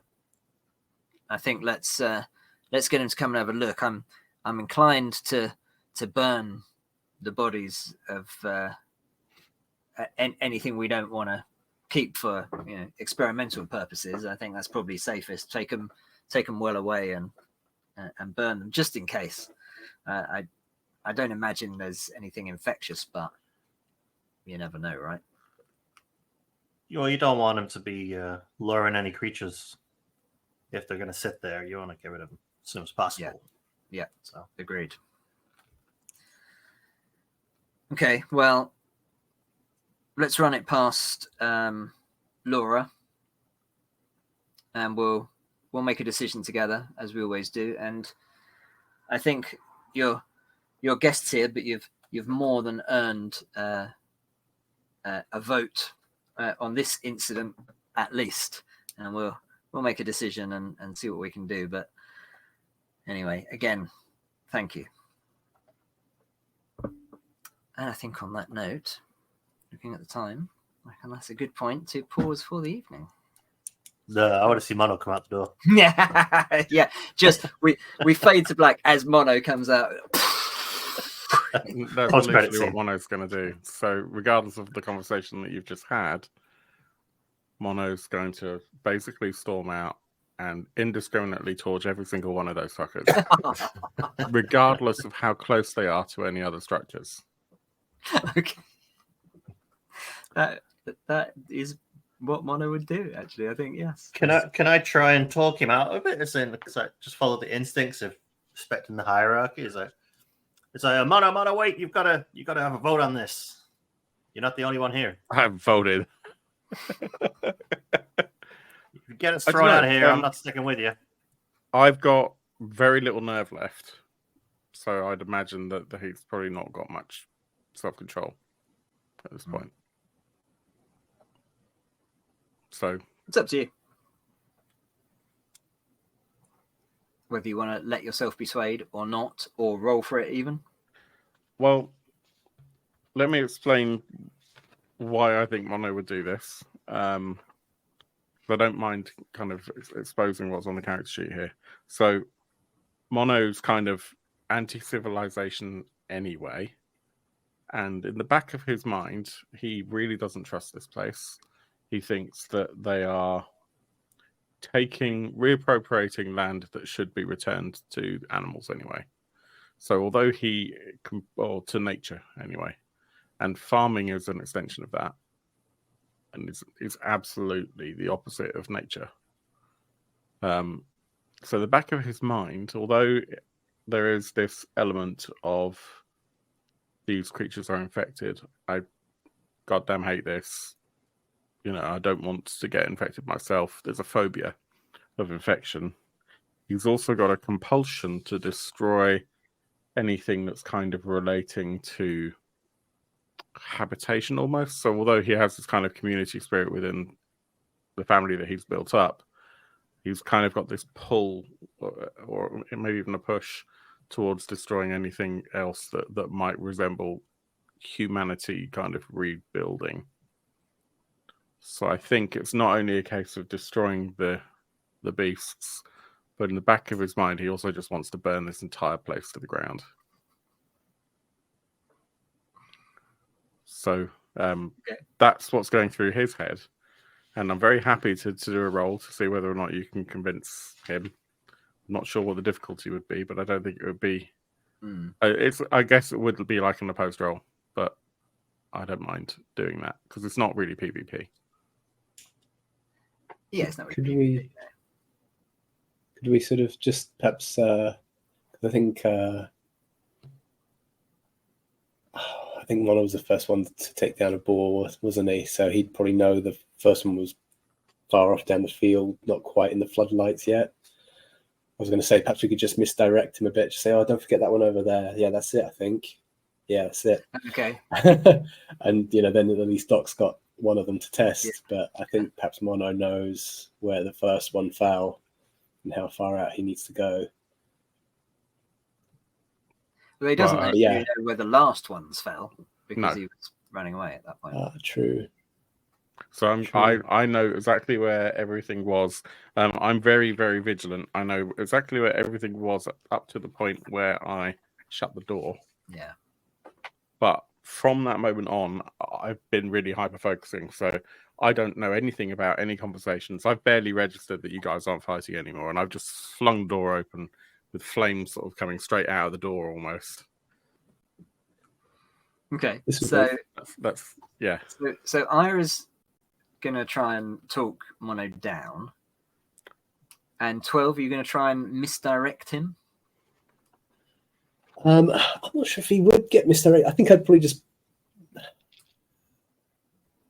see 12 wants to protect the group, and if Mono thinks this needs to be done, part of him thinks, yeah, but I think perhaps in this instance, 12 might be thinking maybe you know, Parks just said it himself. Like, you know, these look like stings, so it's probably a venom. It's not an infection. So none of us are probably in any real danger. We are planning to burn the bodies, you know, in the short future. Yeah. I think I'd probably just be sort of trying to back up Ira, sort of saying, look, you know, let's leave one, burn the rest, but leave one for the doc to test. See if it won't help us later on. Because if it is an infection, maybe we can, you know, find some sort of antibiotic that works. If it's a venom, an anti-venom, you know, this makes sense. You know, let's leave one, burn it. I'm fine with that, but just leave one to be tested first. Yeah, I'm not sure if Ira's gonna, if Mono's gonna, in this state of mind, say anything. But I don't know if we can help. If our combined roles will be more, he'd be more susceptible to that. I'm just wondering how.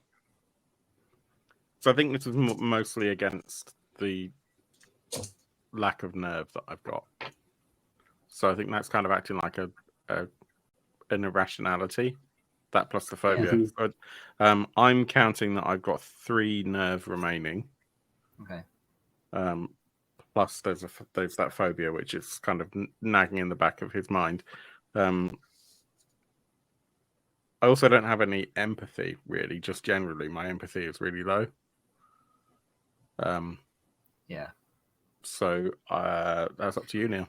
As So, GM. all right. So I'm gonna make a ruling. I think what happens is Ira and 12 between them try and kind of like you all know each other well, right? Yeah, So we've been together for years. Yeah. So you know Mono, you know he's got this phobia, and you probably kind of twig that this is what's happened. It's Maybe triggering it, yeah. you've seen him like this before, actually, as well. And so you know he's just got to kind of let it out. And like you were saying, Johnny, you know that the bodies are going to be burnt anyway. So actually, it's not a big deal.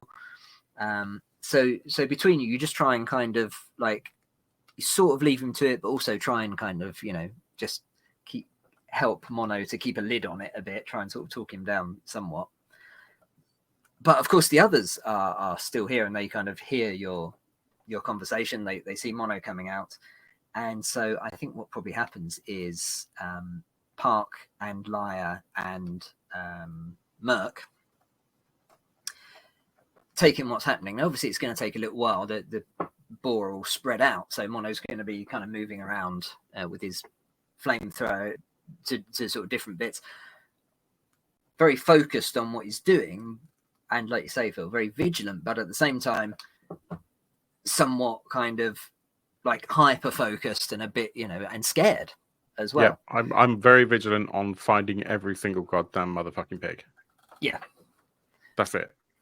Yeah, I know they're not pigs, by the way. Well, yeah.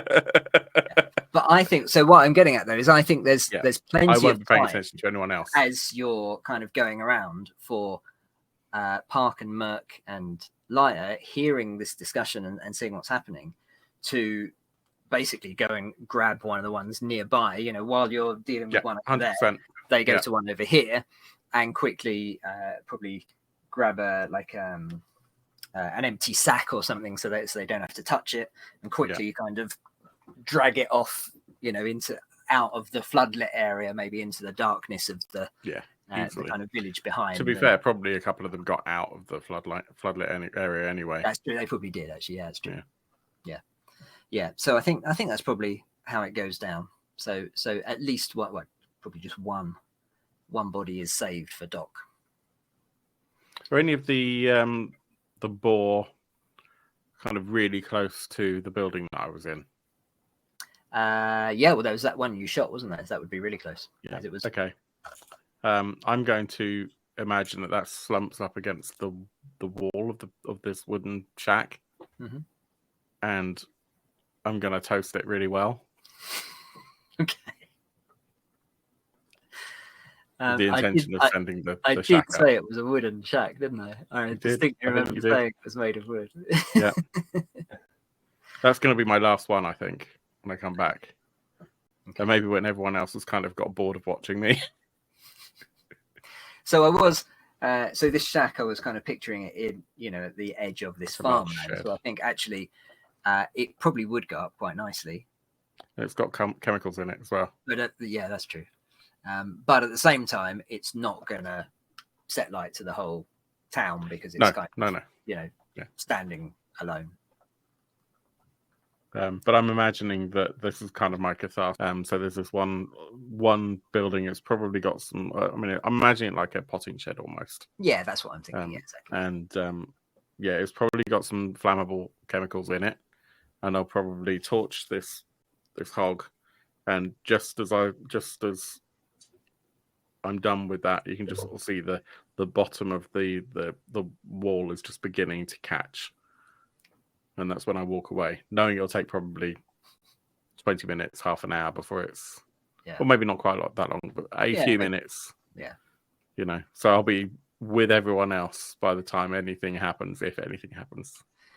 So we've had three sessions of, is that right? 3 sessions of Vermin, and 2 of them have now ended with you all walking away from a fire which you've started. Which Mono has started.